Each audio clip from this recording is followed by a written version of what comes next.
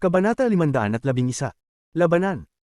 Ang dalawang matatandang miyembro ng The Loose Sword Sect ay halos sabay na nabulunan ng dugo ng ang kanilang mga katawan ay sumabog pabalik, nag-iwan ng malalim na mga bakas ng paa sa lupa. Bawat bakas ng paa na kanilang iniwan ay nagdulot ng bahagyang pagyanig sa lupa. Habang kumakalat ang gray na gas, isang hibla nito ay tumalsik na parang espada. Ang target nito ay hindi ang dalawang matatanda kundi ang matandang lalaki ng Soul Formation, si Lu Songyi, na nagtangkang mangolekta ng brilliant golden fruits ng lihim. Malaking pagbabago ang nakita sa mukha ni Lu Songyi. Alam niyang hindi siya makakagalaw agad, kaya nagsimula siyang mag-teleport. Alam niyang delikado ang mag-teleport dito, ngunit sa oras na ito, hindi niya naisip ang mag-alala. Nagsimulang magbago ang itsura ng kanyang katawan at malapit ng maglaho. Ngunit isang malamig na hilik ang narinig mula sa loob ng gray na gas habang tumatama ito sa kanya. Pagkatapos ng hilik, biglang nagsara ang gray na gas at dumaan sa baluktot na espasyo. Sa isang saglit, tinamaan nito ang katawan ni Lu Songyi bago pa siya makapag-teleport. Ikaw. Ang mukha ni Lu Songyi ay nagbago at muntik na siyang magsalita, ngunit bigla siyang nayanig at nagsimulang lumaki ang katawan, parang isang lobo. Ang tagpong ito ay sobrang kakaiba. Ang katawan ni Lu Songyi ay umabot sa kanyang limitasyon bago boom. Ang isang Soul Formation Cultivator mula sa The Loose Sword Sect ay napilitang sumabog ng ganon na lamang. Bang bang bang. Ang tunog ay patuloy na umuugong sa loob ng lambak habang malalaking piraso ng laman at dugo ang bumagsak sa lupa. Isang malabong ulap ng mistang dugo ang dahan-daang pumulibot sa lugar. Sa loob ng mistang dugo, isang figure na nakasuot ng purple ang dahan-daang naglakad papasok sa lambak. Ang taong ito ay may mahabang buhok na magaan na dumadaloy sa likod ng kanyang ulo. Hindi siya kaakit-akit, ngunit nagbigay siya ng isang kakaibang aura. Sa kanyang daliri ay may dalawang sinag ng gray na gas na parang dalawang maliit na dragon na gumagalaw. Sa kanyang bewang ay may purple na token na may nakaukit na salitang, 7. Ang pagdating ni Wang Lin ay nagdulot ng tahimik na katahimikan sa buong lambak. Ang mukha ni Guo Xingyi ay mapotla, walang kahit anong bakas ng dugo, at ang katawan ay bahagyang nanginginig. Ang kanyang kanang kamay ay mahigpit na humawak sa kanyang espada hanggang ang mga daliri ay naging puti. Ang kanyang junior apprentice sister ay nagpakita ng takot. Sa wakas, hindi na niya kayang tiisin pa at siya'y lumuhad at nagsuka. Ang kanyang mukha ay labis na mapotla. Samantalang ang binatang nakasuot ng asul, na hindi mukhang mula sa The Loose Sword Sect, ay mas lalong nalululong habang humihinga ng malalim sa hangin na amoy dugo. Maliban sa tatlo sa kanila, ang babaeng si Chen Qin ay nagpakita ng hindi komportableng hitsura at tila naguguluhan. Ang pagninilay ng junior na ito at ang kanyang kaisipan ay hindi sapat upang makipagsabayan sa dalawang matatanda. Bagamat naramdaman ng dalawa ang pagbabago at napagtanto nilang nagkamali sila, nanatili ang kanilang ekspresyon na kalmado at bahagyang pangit. Ang ekspresyon ni Wang Lin ay kalmado habang ang kanyang mata ay dumaan sa bawat isa sa kanila. Pagkatapos, itinaas niya ang kanyang kamay at walang kahirap-hirap na tinuro ang hangin at mga hibla ng gray na gas ang lumabas mula sa mga pira-pirasong laman sa loob ng lambak at mabilis na nagtipon. Isang malaking ulap ng gray na gas ang nabuo at mabilis na lumipat patungo sa daliri ni Wang Lin. Isang malaking halaga ng gray na gas ang nagtipon patungo sa daliri ni Wang Lin upang maging isang bola sa dulo ng kanyang daliri. Ang bola ay malabo at naglalaman ng isang misteryosong puwersa, kaya't hindi maiwasan ng sinuman na magtaka habang tinitingnan ito. Ang mga mata ni Wang Lin ay kalmado habang walang kabog-abog niyang pinisil ang kanyang daliri. Mayroong paguga ng enerhiya mula sa loob ng bola, kaya't ito ay lumiit hanggang umabot lamang sa laki ng isang kuko. Hinawakan ni Wang Lin ito at nang binuksan niya ang kanyang kamay, nawala ang gray na bola ng gas. Tinitigan ni Shifang ng The Loose Sword Sect ang token sa bewang ni Wang Lin bago nagsalita, isa-isang salitang, Heavenly Fate Sect, Purple Division ika-7 disipulo, si Wang Lin. Inilipat ni Wang Lin ang kanyang kamay, pagkatapos ay tumingin kay Shifang at nagsabi, sagutin mo ang isa sa aking mga tanong at isa sa inyo ang aking pauwiin ngayon. Si Shifang ay nagsimulang tumawa na parang narinig niya ang pinakamatinding biro sa buong mundo. Ang kanyang kanang kamay ay gumawa ng isang seal at itinutok sa langit, at isang malakas na enerhiya ng espada ang nagmula sa talim ng espada sa kanyang likuran. Ang enerhiya ng espada ay berde at tumaas patungo sa langit. Si Shifang ay ngumisi, Wang Lin, bagamat ikaw ay nasa kalagitnaan ng Soul Transformation Cultivator, kasama ang dalawang nasa unang yugto at ang kanilang mga espada mula sa sekta, kahit patayin mo kami, tiyak na ikaw ay masusugatan ng malubha. Tingnan natin kung paano ka pupunta sa Eastern Demonic Spirit Sea pag ito ay magbukas sa 1 buwan at kalahati. Narinig na niya ang mga chismis ukol sa listahan ng mga piniling pumasok sa Eastern Demonic Spirit Sea. Nabalitaan niyang ang bagong tanggap na Purple Division ika-7 disipulo ay isa sa mga piniling tao. Ngayon na nakita niya si Wang Lin, nagpasya siyang magsugal. Nagtiwala siya na hindi magtatangkang lumaban si Wang Lin dahil magtutulungan silang dalawa upang maghayganti, at sa ganitong paraan, masasaktan si Wang Lin at maabala ang kanyang pagpunta sa Eastern Demonic Spirit Sea. Ang matandang maliit ay hindi nagsalita mula nang dumating si Wang Lin, ngunit ang kanyang mga mata ay nakatutok sa kanya. Nang marinig niya ang mga salita ni Wang Lin, lihim niyang naisip na may mali. Ayon sa kanyang mga pagmamasid, ang taong ito ay hindi basta-basta gumagawa ng mga bagay nang hindi pinag-iisipan ng mabuti. Imbis na mag-aksaya ng oras sa pagsasalita sa taong ito, mas gugustuhin nilang magsanib puwersa at samantalahin ang pagkakataong umatake ngayon. Ang kanilang tsansa ng pagkapanalo laban sa isang mid-stage Soul Transformation Cultivator na may dalawang early-stage Soul Transformation Cultivators ay hindi na ganoon kataas. Kinagat ng matandang maliit ang kanyang mga ngipin, at nang walang salita, nagsimula siyang gumalaw. Pinalo niya ang kanyang bag ng holding at isang dugong kulay na bandera ang lumitaw sa kanyang kamay. Isang alon, at isang dugong mistang damaloy mula sa bandera at agad na tinakpan ng buong katawan niya. Tanggapin mo ang iyong kamatayan. Sumigaw ang matandang maliit habang ang kanyang kamay ay gumawa ng mga seal at malupit na ipinadala ang kanyang mga palad. Ilang mga dagwang palad na may amoy ng dugo ang biglang lumitaw sa loob ng dugong mistang iyon at tumama patungo kay Wang Lin. Kasabay nito, kumagit ang matandang maliit sa kanyang dila at bumuga ng maraming essence blood. Ang kulay ng dugong ito ay may halong ginto, at pagkatapos niyang umubo ng dugo, nagsimula siyang magdasal. Nagdasal siya na parang isang multo, mahirap marinig, ngunit biglang lumitaw ang isang misteryosong puwersa na parabang bumaba mula sa langit. Heavenly Ghost Dev Or. Matapos ang dasal, kumislap ang mga mata ng matandang maliit. Sa isang malakas na sigaw, nagsimulang gumalaw ang bahagyang gintong essence blood sa isang misteryosong paraan, at sa isang iglap, ito ay nawala. Sa sandaling nawala ito, isang ulo na 100 talampakan ng taas na ilusyonaryo ay biglang lumitaw sa likod ng matandang maliit. Ang ulo ay malaki at may kulay berdeng itim.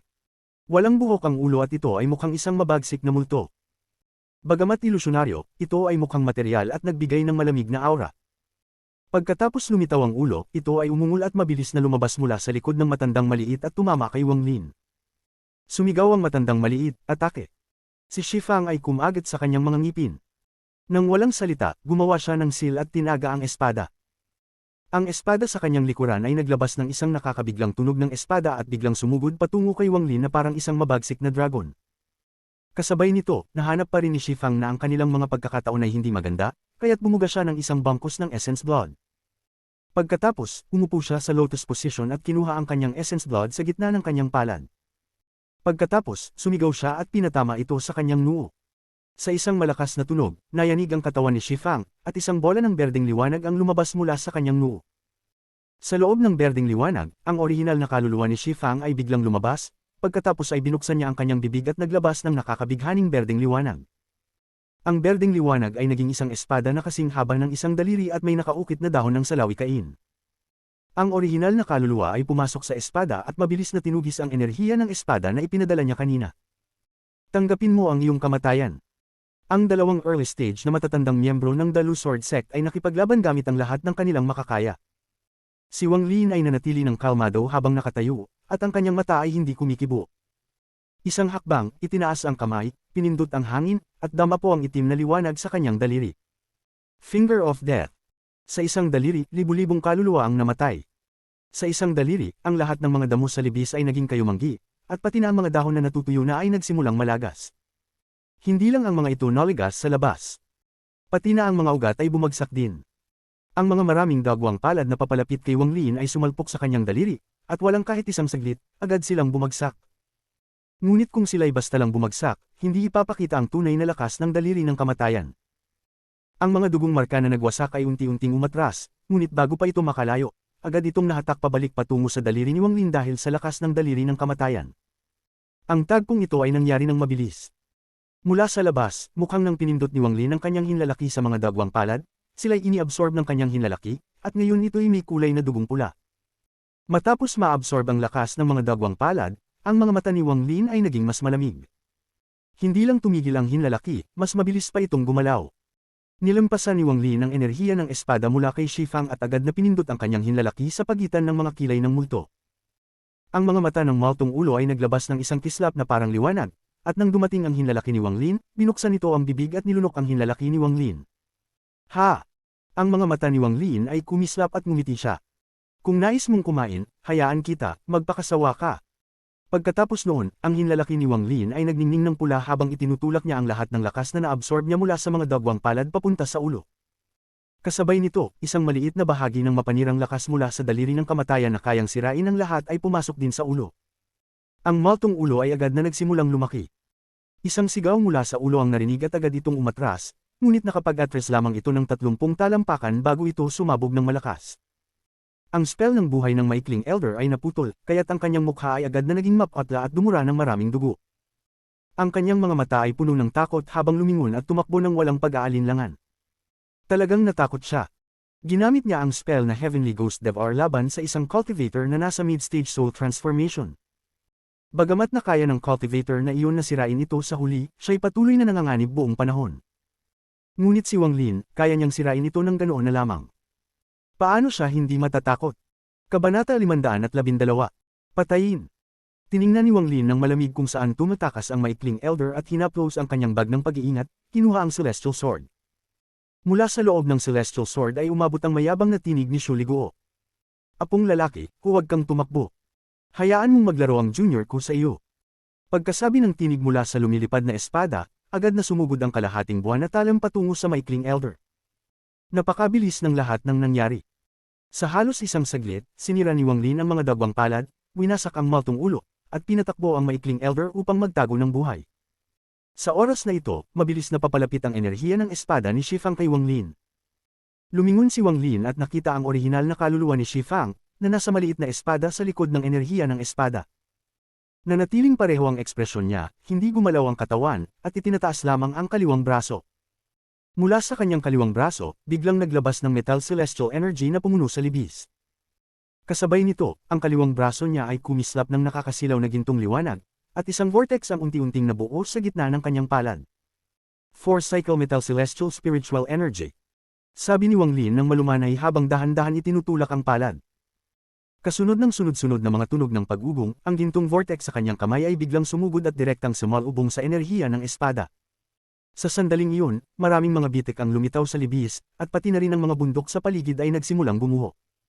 Matapos ang enerhiya ng espada ay ang maliit na espada na may inukit na dahon ng willow. Dumaan ito sa hangin, dumaan sa pagtama, at dumiretso patungo sa lugar sa pagitan ng mga kilay ni Wang Lin. Mabilis ang bilis nito, kaya kahit na nasa mid-stage ng soul transformation si Wang Lin, hindi niya nais makipagsagupaan sa isang cultivator ng soul transformation na nasa early stage na nagsasama ng orihinal na kaluluwa sa kanilang buhay na spell. Gayunpaman, totoo lamang ito bago niya nakuha ang Soul Lasher. Ngayon, hindi man lang nagbago ang ekspresyon niya. Agad siyang umatras habang hinawakan ang bag ng pag-iingat, at isang itim na anino ang biglang lumitaw, pumutok ang sound barrier sa oras na ito'y lumabas. Kasunod ng isang matalim na tunog, nanginginig ang maliit na espada na parang tinamaan ng malakas na puwersa, at ang bilis nito ay agad na bumaba. May isa pang matalim na tunog nang tumama ang letigo sa espada. Isang galit na sigaw mula sa maliit na espada ang narinig, at isang berdeng apoy ang biglang nabuo sa paligid nito.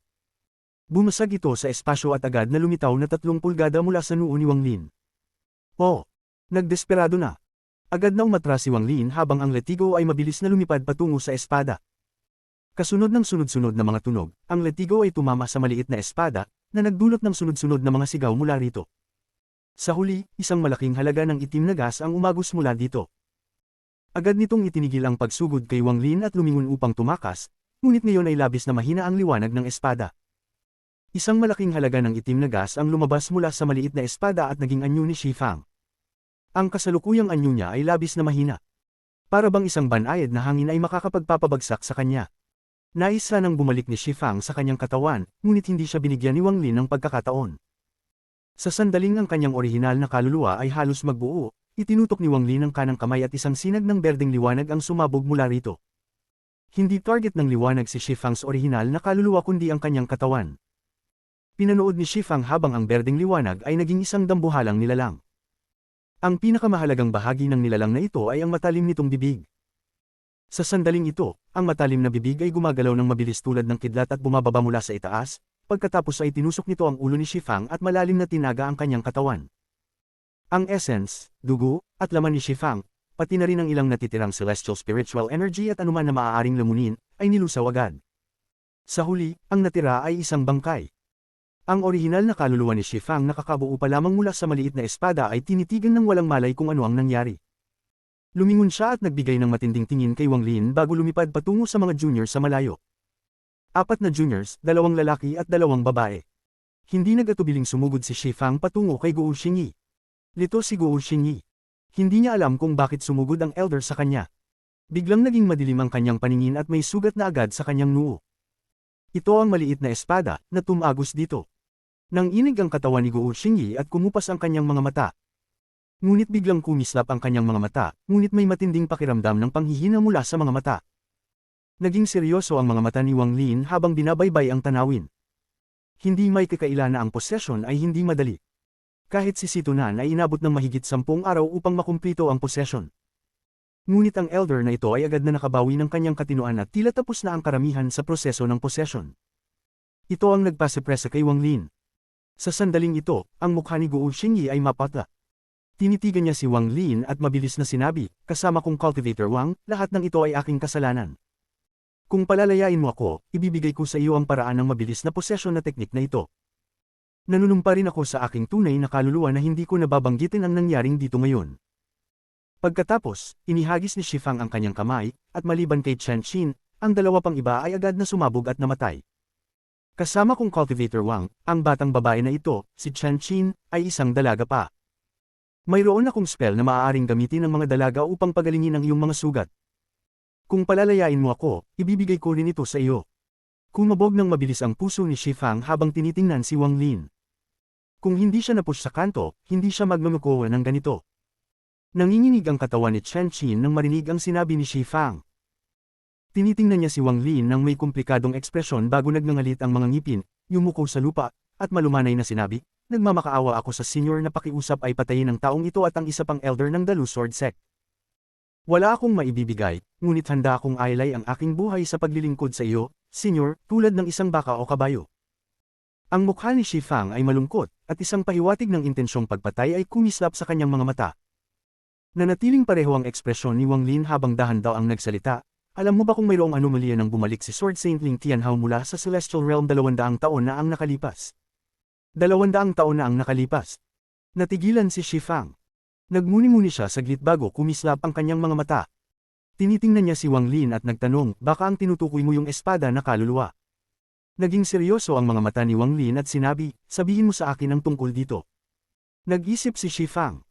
Matapos ang matagal na oras, nagbuntong hininga siya at sinabi, narinig ko lang ito, kaya't hindi ko alam ang mga detalye. Narinig ko na ang Sword Saint ay magulo nang bumalik, at pagkatapos, isang serye ng mga pagpatay ang nangyari sa loob ng sekta. Sa wakas, isang hindi kilalang espada na kaluluwa ang lumitaw at nagkaroon ng matinding laban sa Sword Saint. Pagkatapos, ang espada na kaluluwa ay nawala. Walang nakakaalam kung saan ito pumunta. Tiningnan ni Wang Lin si Shifang. Hindi nagsasabi ng totoo ang taong ito. Hindi nagbago ang ekspresyon ni Wang Lin habang kalmado niyang sinabi, ilagay mo ang iyong mabilis na possession method sa isang jade at ibigay mo sa akin. Inangat ni Shifang ang kanyang ulo. Tinitingnan si Wang Lin at sinabi, papayag ka bang palayain ako? Malalamig na tiningnan ni Wang Lin ang taong ito at sinabi, depende yun kung totoo o hindi ang iprininto mo sa jade. Pinagdiinan ni Shifang ang mga ngipin habang inilalabas ang isang jade at iprininta ang possession technique at healing spell dito. Pagkatapos, itinapon niya ang jade direkta kay Wang Lin. Itinaas ni Wang Lin ang kanyang kamay upang hulihin ito at nagsimulang basahin ito gamit ang kanyang divine sense.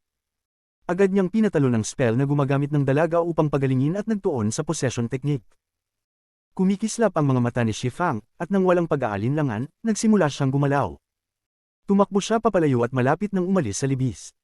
Hindi man lang tiningnan ni Wang Lin si Shifang habang itinuturo siya ng kanyang kaliwang daliri. Ang kulay abong gas na kanina pang umiikot sa kanyang daliri ay biglang lumabas patungo kay Shifang, sinira ang sound barrier sa proseso. Napansin ito ni Shifang agad. Iniikot ang kanyang ulo at sumigaw, Wang Lin, ikaw ba ay cultivator pa? Ang katawan niya ay kumikislap. Malapit na niyang teleport, ngunit kakatapos lang niyang isagawa ang possession sa katawan na ito, kaya lahat ng bagay ay mahina. Nang magsimula ang katawan niya na gumamit ng celestial spiritual energy, ang 2 piraso ng kulay abong gas ay biglang pabilisin ang kanilang pag-ikot at agad na lumapit sa kanya ng hindi maipaliwanag na bilis. Pumutok ang mga mata ni Shifang, pagkatapos ang katawan niya ay nanginginig at huminto sa galaw. Ang 2 piraso ng kulay abong gas ay pumasok na sa katawan niya at dumaan ng mabilis sa mga ugat. Matapos ang 3 hininga, isang malakas na pagsabog ang narinig, at biglang bumagsak ang katawan ni Shifang. Isang malaking halaga ng laman at dugo ang muling umulan mula sa langit, at ang kulay abong gas ay muling nagtipon mula sa laman at bumalik kay Wang Lin.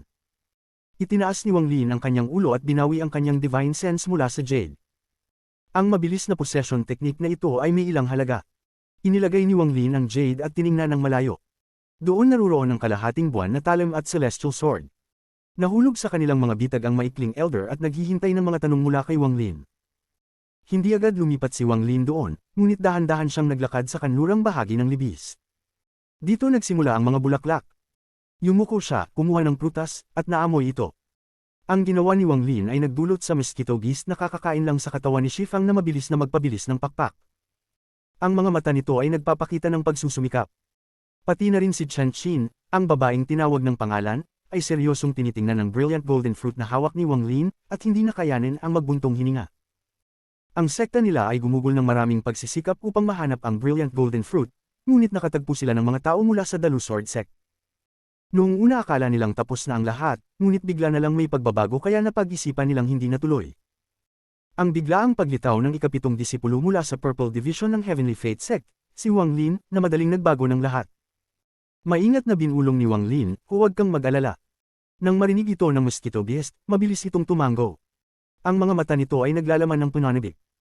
Habang hawak ni Wang Lin ang brilliant golden fruit, nais niyang subukan kung makakatulong ang prutas na ito upang punan ng metal na elemento ng heaven-defying bead.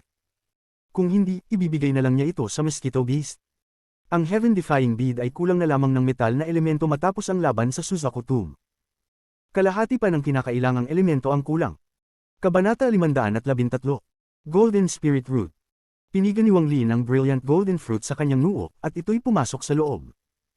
Pagkatapos ng ilang sandali, nagpakita siya ng pagkadismaya at pinakawalan ng kanyang kamay. Nagmamadali ako. Paano magiging ganoon kasimple ang pagtapos ng heaven-defying bead? 700 taon ng pagsasanay, at kahit sa aking swerte, 4 lang na elemento ang natapos ko. Bawat pagkumpleto ay puno ng panganib, kaya naniniwala akong hindi magiging madali ang pagtapos ng huling metal element, hindi ko lang alam kung may epekto ba ang Golden Spirit Root. Lihim na nagbuntong hininga si Wang Lin, pagkatapos ay iniabot ang kamay at ilang brilliant golden fruits ang lumipad papunta sa hangin. Ang lamok ay naglabas ng sigaw ng kagalakan habang mabilis itong sumipsip gamit ang bibig at nilamon ang lahat ng brilliant golden fruits. Sa sandaling ito, isang gintong liwanag ang biglang lumitaw sa paligid ng lamok at kumislap ng 9 na beses bago bumalik sa normal. Nang makita na tila sapat na ang lamok, hindi na kinuha pa ni Wang Lin ang iba pang prutas. Itinaas niya ang kanang kamay at bumuo ng isang seal at nagpadala ng isang sinag ng spiritual energy. Ang enerhiyang ito ay tumama sa mga bulaklak, kaya't naglabas ang mga ito ng isang gintong kislap. Ang kislap na ito ay nakasisilaw. Nagliwanag ang mga mata ni Wang Lin. Hindi siya umatras kundi inihampas ang kanyang bag of holding at kinuha ang maraming jade. Inilagay niya ang kanyang divine sense sa bawat jade at inilagay ang isa sa bawat bulaklak. Hindi kalayuan, tinitigan ni Chen Qin si Wang Lin ng may kalituhan. Hindi niya alam kung bakit hindi ito kumukuha ng prutas kundi mukhang nagsiset up ng isang formation. Posible bang kailangan ng isang formation para anihin ang brilliant golden fruit? Ang kalituhan sa mata ni Chen Qin ay tumaas. Matapos mailagay ang huling jade, nawala ang nag-iisip na ekspresyon sa mga mata ni Wang Lin at napalitan ito ng isang kailanawan. Ayon sa mga alaala ng sinaunang Diyos, tanging pagkatapos lumago ng natural, mamunga, at malanta ang prutas, doon lamang mabubuo ang golden spirit root. Ngunit wala akong oras para maghintay ngayon. Ang oras na kinakailangan para tuluyang malanta ang mga prutas ay hindi tiyak. Maaaring ilang araw o taon. Wala akong oras para maghintay, kaya't kailangan kong gamitin ang spell mula sa alaala ni Tusi. Ang sinaunang Diyos ay gumamit ng mga buto ng isang demonic beast, ngunit ako ay gumagamit ng mga jade, kaya maaaring hindi kasing epektibo. Naramdaman ni Wang Lin ang kawalan ng magawa tungkol dito. Ang mga materyales na ginamit ng mga sinaunang Diyos ay ang pinakamahusay. Mahina niyang inalag ang kamay at itinaas ito upang bumuo ng isang kakaibang galaw.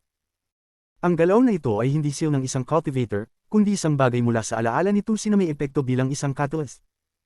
Ito ang galaw para paganahin ang formation. Bumulong si Wang Lin, mamatay. Pagkasabi niya ng salitang iyon, isang sinag ng dilaw na liwanag ang lumabas mula sa kanyang kaliwang kamay at tumama sa isang jade. Sa sandaling tumama ang dilaw na liwanag sa jade, ito'y naglabas ng isang matinis na sigaw. Hindi nagtagal, pumutok ang jade. Ang pangyayaring ito ay nagdulot kay Wang Lin ng pangunguso. Pati si Chen Qin, na nasa malayo, ay natakot. Gayunpaman, bagaman pumutok ang jade, hindi nawala ang dilaw na liwanag kundi lalo pa itong naging mas malakas. Nang pumutok ang jade, ang dilaw na liwanag ay sumabog palabas at tumama sa isa pang jade. Matapos nito, nagkaroon ng sunod-sunod na mga pagsabog. Kapag tumama ang dilaw na liwanag sa jade, ito'y nagpapasabog at nagiging alikabok. Lalong napakunot ang noo ni Wang Lin. Pagkatapos ng ilang sandali, ang dilaw na liwanag ay lalong pinalakas. Ngayon ito'y naging ginto at kapareho ng kulay ng mga bulaklak. Ang gintong liwanag ay bumalot sa lahat ng mga bulaklak, na nagiging dahilan ng unti-unting pagliit ng mga ito na parang malalaglag mula sa kanilang mga stem. Hindi lang ang mga bulaklak, pati na rin ang brilliant golden fruits ay nagsimulang magliit at unti-unting malanta. Pati ang stem ay ganoon din. Parang pinapabake silang lahat ng matinding init. Ang pangyayaring ito ay nagdulot ng sunod-sunod na malungkot na sigaw mula sa lamok at nagpakita ng malalim na kalungkutan. Kung hindi dahil sa lubos na pagtitiwala nito kay Wang Lin, baka matagal nang bumaba ang lamok para agawin ang mga prutas. Habang si Chen Xin, nakatingin sa malalantang brilliant golden fruits, ay nasaktan ng puso at parang umiiyak sa sakit ng nalalantang mga prutas. Ang ekspresyon ni Wang Lin ay normal, ngunit ang mga mata niya ay seryoso habang tahimik na pinagmamasdan ng malalantang brilliant golden fruits. Ang buong atmosfera ng lambak ay naging mabigat. Hindi nagtagal ay nahulog ang lahat ng mga petal ng gintong bulaklak. Ngunit hindi tulad ng karaniwang bulaklak, hindi sila nahulog. Sa halip, natunaw sila sa isang gintong likido na sumanib sa lupa. Matapos ang mga petals, sumunod ang brilliant golden fruits. Natunaw din sila sa mga patak ng gintong likido na sumanib sa lupa. Sunod ay ang mga stems. Ang buong prosesong ito ay tumagal ng kalahating insenso. Pagkatapos ng oras na iyon, wala nang natira sa lupa. Naglabas ng malungkot na sigaw ang lamok. Ang ulo nito ay bumaba at nagsimulang magpout sa hangin. Ang mga mata ni Wang Lin ay kumislap at nilapitan ng lugar kung saan dating naruroon ng brilliant golden fruits. Tumingin siya sa lupa at biglang kumislap ang kanyang mga mata. Yumuko siya at dahan-dahang inilabas ang kanyang kanang kamay upang maghukay sa lupa. Nagpakita siya ng ngiti habang ibinabalik ang kamay at may nakuha siyang isang bagay na kumikislap na parang araw. Nahukay niya ang isang misteryosong bagay na parang ginseng na may 4 na mga whisker at kumikislap na parang araw. Kapag tinitingnan ito, makakaranas ka ng isang mainit na pakiramdam. Lihim na naiisip ni Wang Lin, 4 whisker golden spirit root. Kung pinayagan ko itong mag-form ng natural, baka umabot pa sana ito ng 5 whisker. Ang lamok sa langit ay tuluyang nabigla habang tinitingnan ng ugat sa kamay ni Wang Lin. Ang klase ng titig na ito ay hindi pa nito naranasan noong ipinanganak ito. Ang titig na ito ay puno ng kalituhan at halong kabaliwan. Si Chen Qi naman ay bukas ang bibig habang tinitingnan ng ugat sa kamay ni Wang Lin, at ang isip niya ay nawala ng direksyon. Sa puntong ito, naintindihan niya na ang naisip niya kanina ay ang kanyang sariling kamangmangan. Ang tunay na gamit ng brilliant golden fruit ay ang pag-aani ng mga ugat nito.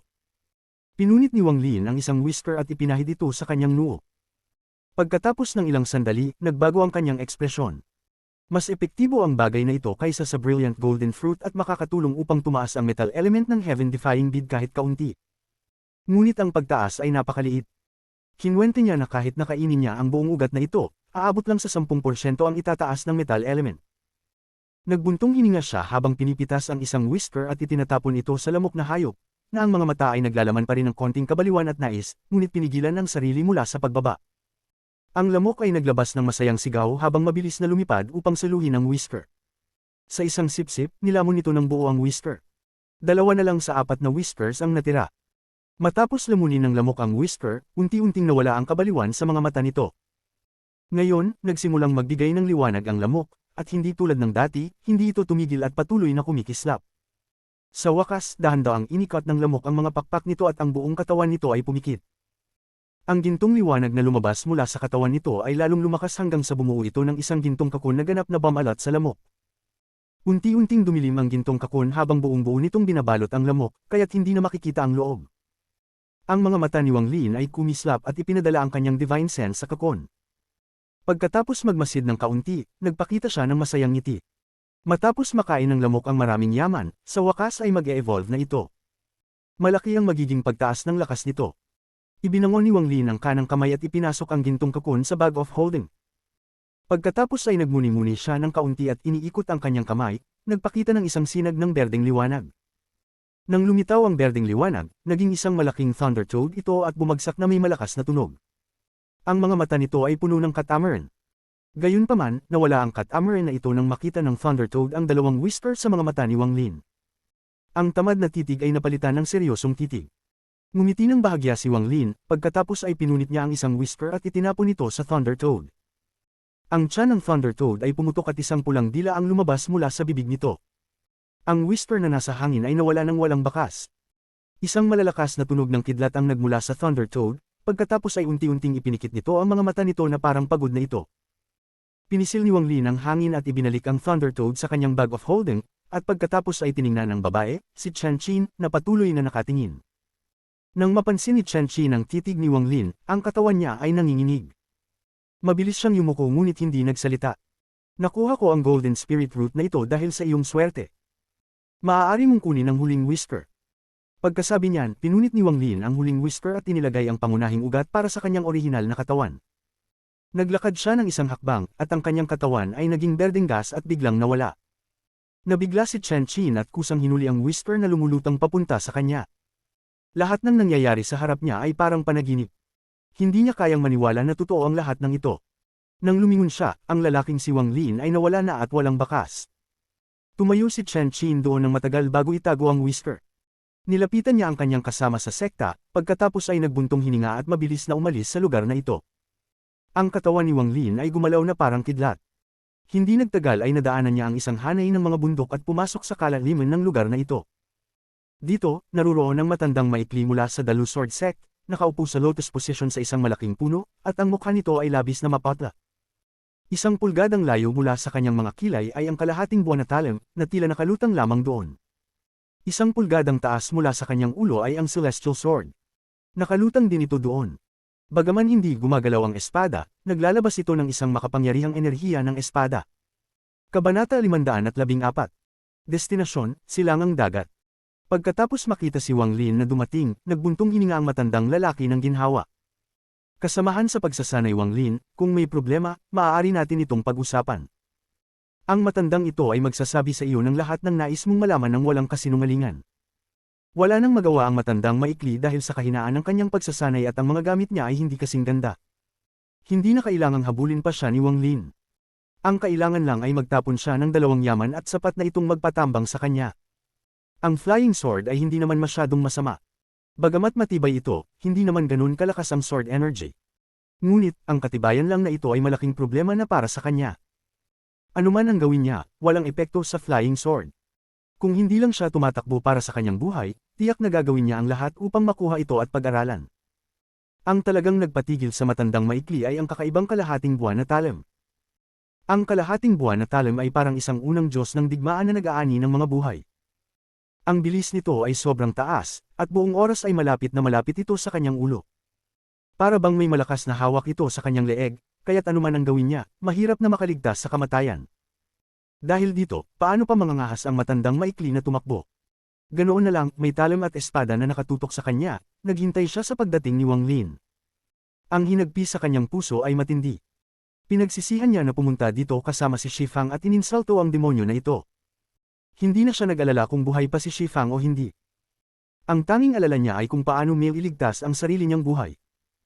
Ang mga hibla ng kulay abo na gas ay gumalaw sa daliri ni Wang Lin habang tinitingnan niya ang matandang lalaki.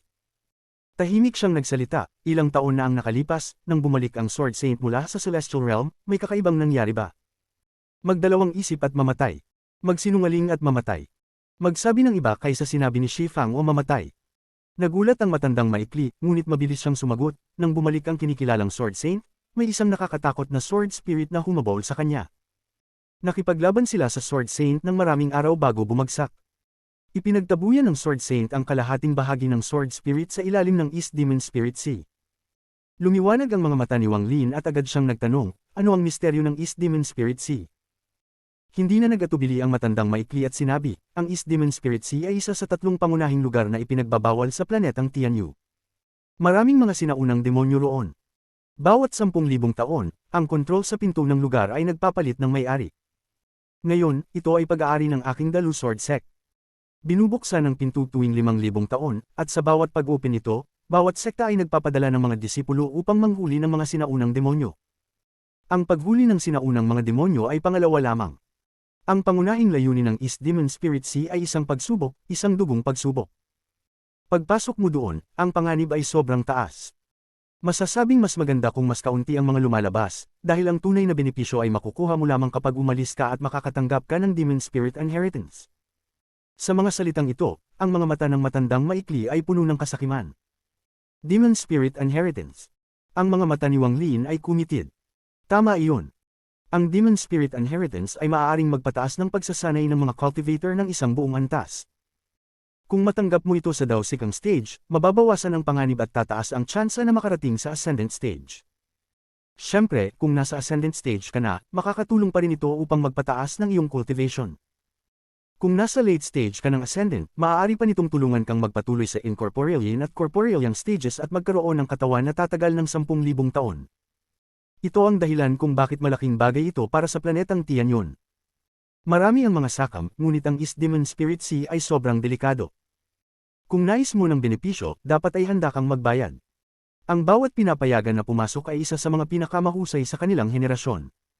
May rumor pa nga na isang tao lang ang makakalabas.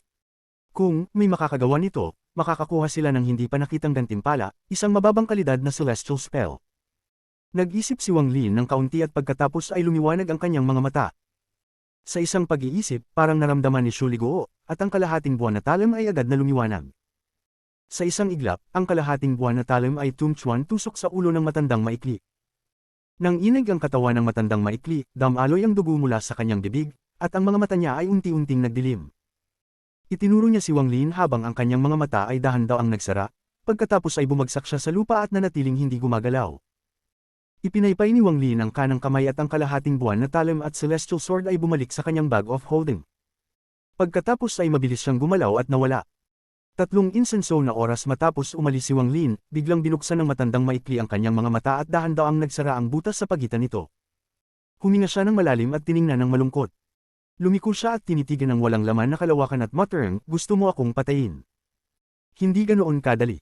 Ang matandang ito ay nagsasanay ng 3 soul method, kaya't nakaliligtas ako sa kamatayan ng 3 beses. Hindi ko inisip na gagamitin ko ang huli ko dito. Wang Lin, pagbalik ko sa Dalusword Sect, tiyak na hahanap ako ng paraan upang pilitin ka patayin bilang paghihiganti sa araw na ito. Nagbigay ang mga mata niya ng malamig na liwanag habang umalis siya papalayo. Ngunit, sa sandaling gumalaw siya, 2 hibla ng kulay abo na gas ay tahimik na lumabas mula sa kagubatan sa lambak. Ang kanilang bilis ay sobrang bilis at tumagos sa barrier ng tunog habang papalapit sila.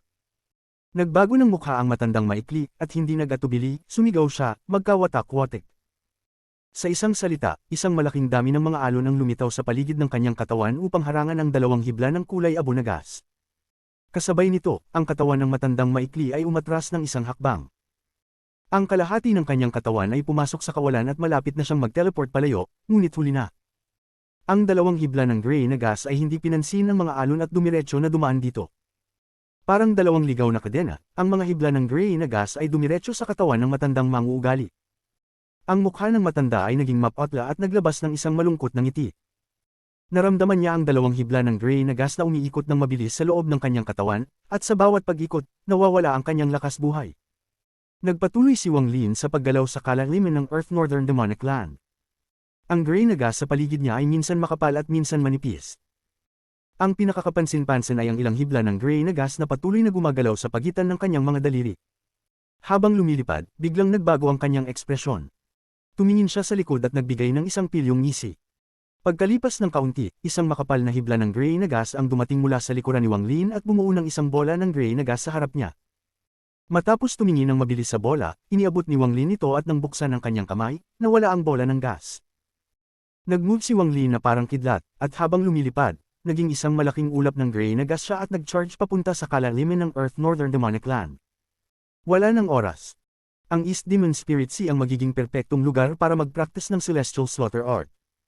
Isa ito sa mga dahilan ko para pumunta. Matagal na akong tinulungan ni Zhou Ye, at ngayon ay siya'y natrap sa East Demon Spirit Sea. May ilang tao akong may utang, at babayaran ko sila. Kailangan kong pumunta para subukang tulungan siya. Ito ang pangalawang dahilan ko para pumunta. Ang Master All-Seer ay nagmamalasakit sa langit na tadhana at hindi gagawa ng anumang bagay ng walang dahilan. Kung nais niyang pumunta ako, tiyak ay may dahilan siya. Kung hindi ako pupunta, lalaban ako sa tadhana, at mahihirapan akong magkaroon ng matibay na pwesto sa planetang Tianyon. Ito ang pangatlong dahilan ko para pumunta. Huwag ko lang sanang malaman kung magkakaroon ako ng swerte para makahanap ng bagay na makakatulong sa pagdagdag ng metal element sa heaven-defying bead. Kung makumplito ang heaven-defying bid, tiyak ay magkakaroon ito ng malaking benepisyo para kay Wan'er at baka magising pa siya. Hinaplos ni Wang Lin ang kanyang noo at nagpakita ng banayad na ekspresyon ng pagninilay. Habang naiisip si Linguan, naramdaman ni Wang Lin ang isang piraso ng init sa kanyang malamig na puso. Si Linguan lamang ang pumasok sa kanyang puso at sumama sa kanya sa planetang Tianyun. Wan'er. Pondering si Wang Lin bago siya huminga ng malalim, tapos ang kanyang katawan ay naging gray na gas at nawala. Mas lalalim pa ang iyong pagpasok sa Earth Northern Demonic Land, mas lalakas ang mga demonyong hayop. Sa loob ng 150,000 kilometro, may mga hayop na kasing lakas ng Ascendant Cultivators. Sa nakaraang 10 araw, ang Earth Northern Demonic Land ay natabunan ng walang katapusang gray na gas. Mga hibla ng gray na gas ang sumulpot mula sa lupa at kumukuha ng buhay mula rito. Gayunpaman, hindi pumasok ang gray na gas sa loob ng 150,000 kilometro mula sa gitna, kaya hindi ito pinansin ng mga desolate beasts. Ang gray na gas ay tumagal lamang ng 10 araw bago nawala, kaya hindi ito nagdulot ng matagal na epekto. Pagkalipas ng 10 araw, may 6 na araw na lang bago magbukas ang East Demon Spirit Sea, kaya umalis si Wang Lin sa lugar na ito. Kung ikukumpara sa 10 araw na ang nakalipas, ngayon ay may tagumpuot na hangarin at isang piraso ng gray na gas na gumagalaw sa kanyang mga mata. Ang pinakakapansin-pansin ay ang 5 hibla ng gray na gas na gumagalaw sa pagitan ng kanyang mga daliri na naglalabas ng tunog ng malakas na hangin. Ang tunog na ito ay parang may kasamang misteryosong kapangyarihan, at sino man ang makarinig nito ay maaakit. Ang Celestial Slaughter Art ay maituturing na nasa maliit na yugto ng pagkumpleto. Ang ekspresyon ni Wang Lin ay kalmado habang lumalakad siya palabas ng Earth Northern Demonic Land at tumingin sa langit. Ang pag-transform ng lakas buhay sa mga selyo ay mahirap. Sa paglalakbay na ito, nakagawa lang ako ng 3 selyo. Isang gray na simbolo ang lumitaw sa noo ni Wang Lin. Hindi komplikado ang simbolo, puno ito ng lakas buhay. Pagkatapos lumitaw ang simbolo, agad itong kumalat at tumakip sa kanyang katawan sa isang iglap. Pagkatapos ng kaunti, isang katulad na simbolo ang lumitaw at tumakip sa kanyang katawan. Sa kabuuan, 3 simbolo ang tumakip sa kanyang katawan sa 3 pagdapo. Tiningnan ni Wang Lin ang kanyang katawan, pagkatapos ay bumuo siya ng isang espada gamit ang kanyang daliri at inugoy ito. May tunog na kiskisan mula sa punto ng contact, ngunit hindi tumusok ang daliri. East Sea, tumingin si Wang Lin sa malayo at nagpakita ng determinasyon. Kabanata 515. Bakit ang East Sea? May isang misteryosong lugar sa kalawakan malapit sa planetang Tianyun. Mula sa malayo, mukhang isang lugar kung saan maraming lumulutang na bagay ang nagtipon, isang walang katapusang dagat ng mga lumulutang na bagay. 2 kulay lamang ang matatagpuan dito, berde at pula. Lahat ng mga lumulutang na bagay dito ay nasa 2 kulay na ito. Tuwing bawat 5,000 taon, ang dagat ng mga lumulutang na bagay na ito ay naglalabas ng isang misteryosong kapangyarihan, at maraming mga misteryosong bagay ang hinihigop papasok sa dagat na ito ng kapangyarihan. Kabilang sa mga misteryosong bagay na ito ay mga bangkay at mga yaman. Lahat ng bagay ay maaaring maabsorb. Ang lugar na ito ay parang isang malaking imbakan ng yaman na tanging nag-aabsorb lamang at hindi naglalabas. Kung nais mong makuha ang mga yaman, kailangan mong pumasok sa loob. Walang nakakaalam kung paano nabuo ang lugar na ito. Ayon sa sabi-sabi, nang mabuo ang planetang Tianyun, ang lugar na ito ay matagal nang umiiral. Ang iba ay nagsasabi na ang lugar na ito ay isang palasyo ng isang makapangyarihang Celestial General. Nang mag-collapse ang Celestial Realm, ito ay naapektuhan at naging guho. Ngunit ang guhong ito na nakikita ng lahat ay isang estado lamang na nilikha ng isang makapangyarihang spell. Kung swertihin ng isa na makapasok, tiyak ay maibabalik nila ang Celestial Palace. May mga balita pa nga na ang lugar na ito ay isang tunnel na nagdudugtong sa ibang espasyo. Maaaring makakita ang mga tao ng isang daanan patungo sa realm beyond the Celestial Realm dito. Sa kabuuan, maraming mga rumor ang lumaganap tungkol sa lugar na ito, at bawat isa sa mga rumor na ito ay puno ng kumpiyansa na parang may tiyak silang mga katotohanan. Ang dagat na ito na hindi alam ang pinagmulan ay nasa silangang bahagi ng planetang Tianyun, kaya pagkatapos ng mahabang panahon, tinawag itong East Sea. Noong unang nakumpleto ng All-Seer ang kanyang dao, inimbitahan niya ang ilang kaibigan, kabilang ang Sword Saintling Tianhao bago pa man masira ang kanilang relasyon, at sinuri nila ang lugar na ito ng 3 beses. Ang unang 2 beses ay bumalik silang walang nakuha, ngunit sa ikatlong pagkakataon, kalahati lamang ng mga sumama ang nakabalik. Mula sa pagkakataong iyon, ang pagkakaibigan ni Sword Saintling Tianhao at ng All-Seer ay naputol. Hanggang ngayon, hindi nila tinatalakay kung ano ang nangyari sa ikatlong ekspedisyon. Gayunpaman, pagkatapos ng pagkakataong iyon, sinabi ng All-Seer ang isang bagay. May isang sinaunang demonyo sa loob. Mula ngayon, ang lugar na ito ay pag-aari ng aking planetang Tianyun, at tatawagan itong gate patungo sa East Demon Spirit Sea. Ang mga salitang, sinaunang demonyo, ay kumalat noong panahong iyon at naalala ng maraming tao. Pati ang isang tao mula sa Cultivation Alliance ay dumaan upang suriin ang East Demon Spirit Sea. Gayunpaman, tungkol sa pagpapapasok sa mga dayuhan sa East Demon Spirit Sea, ang All-Seer, Ling Tianhao, at ang lahat ng iba pang mga matandang nilalang ay may iisang pananaw tungkol dito. Hindi nila papayagan ng sinuman mula sa labas na makapasok. Ang lugar na ito ay isang ipinagbabawal na lugar ng planetang Tianyun. Matapos ang matagal na panahon, ang East Demon Spirit Sea ay naging isang lugar na tanging pag-aari ng planetang Tianyun. Hindi marami ang mga misteryosong lugar tulad ng East Demon Spirit Sea, ngunit hindi rin naman ito bihira. Hindi nais ng Cultivation Alliance na magkaroon ng masamang relasyon sa mga cultivator ng planetang Tianyun dahil para sa kanila, hindi ito sulit. Ang pagbukas ng East Demon Spirit Sea tuwing 5,000 taon ay isang malaking kaganapan para sa planetang Tianyun. Sa sandaling magbukas ito, magkakaroon ng isang tide phase na magtatagal ng ilang buwan. Ang tide phase ay kapag ang misteryosong kapangyarihan mula sa loob ng East Demon Spirit Sea ay kumakalat sa isang napakalaking lugar. Habang naruroon ng mga cultivator, makikita nilang ang walang katapusang yaman, walang katapusang spells, walang katapusang bangkay ng mga demonic beasts, at walang katapusang mga kakaibang bagay ay hinahatak at inaabsorb papasok sa East Demon Spirit Sea. Tuwing magbubukas ito, ipinapadala ng mga matandang nilalang mula sa Tianyun ng kanilang mga disipulo. Bagamat ito ay napakadelikado, binubuksan lamang ito tuwing 5,000 taon. Isang pagkakataon na hindi pwedeng palampasin, kaya kailangang isugo. Tuwing magbubukas ang gate patungo sa East Demon Spirit Sea, isang malaking bilang ng mga tao ang pumapasok. Sa pinakamababa, ilang daan, ngunit sa pinakamataas, higit sa 1,000. Ang pinakahina ay nasa Soul Transformation Stage, habang ang pinakamalakas ay mga taong nakarating sa Yin at Yang Stage. Iyan ang pinakamataas na antas ng cultivation na pinapayagan, dahil ang planetang Tianyun ay may mahigpit na pamantayan sa mga taong maaaring makapasok. Ang sinumang nasa Ascendant Stage pataas ay tiyak na hindi papayagang makapasok. Matapos lahat, ang lugar na ito ay ginagamit upang magturo sa mga disipulo ng lahat. Kahit na ito ay magbukas, kalahating bukas lamang ito upang hindi lahat ay mamatay sa loob. Gayunpaman, wala nang katiyakan, at lahat ay nakadepende sa kung ano ang masisipsip sa tide phase. Kung mayroong isang bagay na labis na makapangyarihan na makakapukaw pa ng mga matandang nilalang, magiging buhay na buhay ang East Demon Spirit Sea. Sa sandaling ito, 5 araw na lang bago magbukas ang East Demon Spirit Sea. Ngunit marami ng mga cultivator ang naruroon sa labas ng East Demon Spirit Sea. Ang mga cultivator na ito ay mga taong papasok sa pagkakataong ito. Nagsusuot sila ng iba't ibang kasuotan, at bagamat magkasama, malinaw ang pagkakaiba ng bawat sekta. Ang mga disipulo ng bawat sekta ay magkakasama, at napakaingay ng paligid. Habang lumilipas ang oras, dumami ang mga cultivator na dumating sa labas ng East Demon Spirit Sea.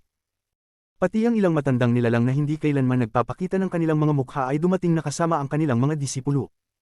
Tuwing isa sa kanila ang lumitaw, nagiging malaki ang ingay sa pagitan ng mga cultivator. Lahat ng mga cultivator ay nag-aalangan at hindi nila pinipigilan ng mga tao.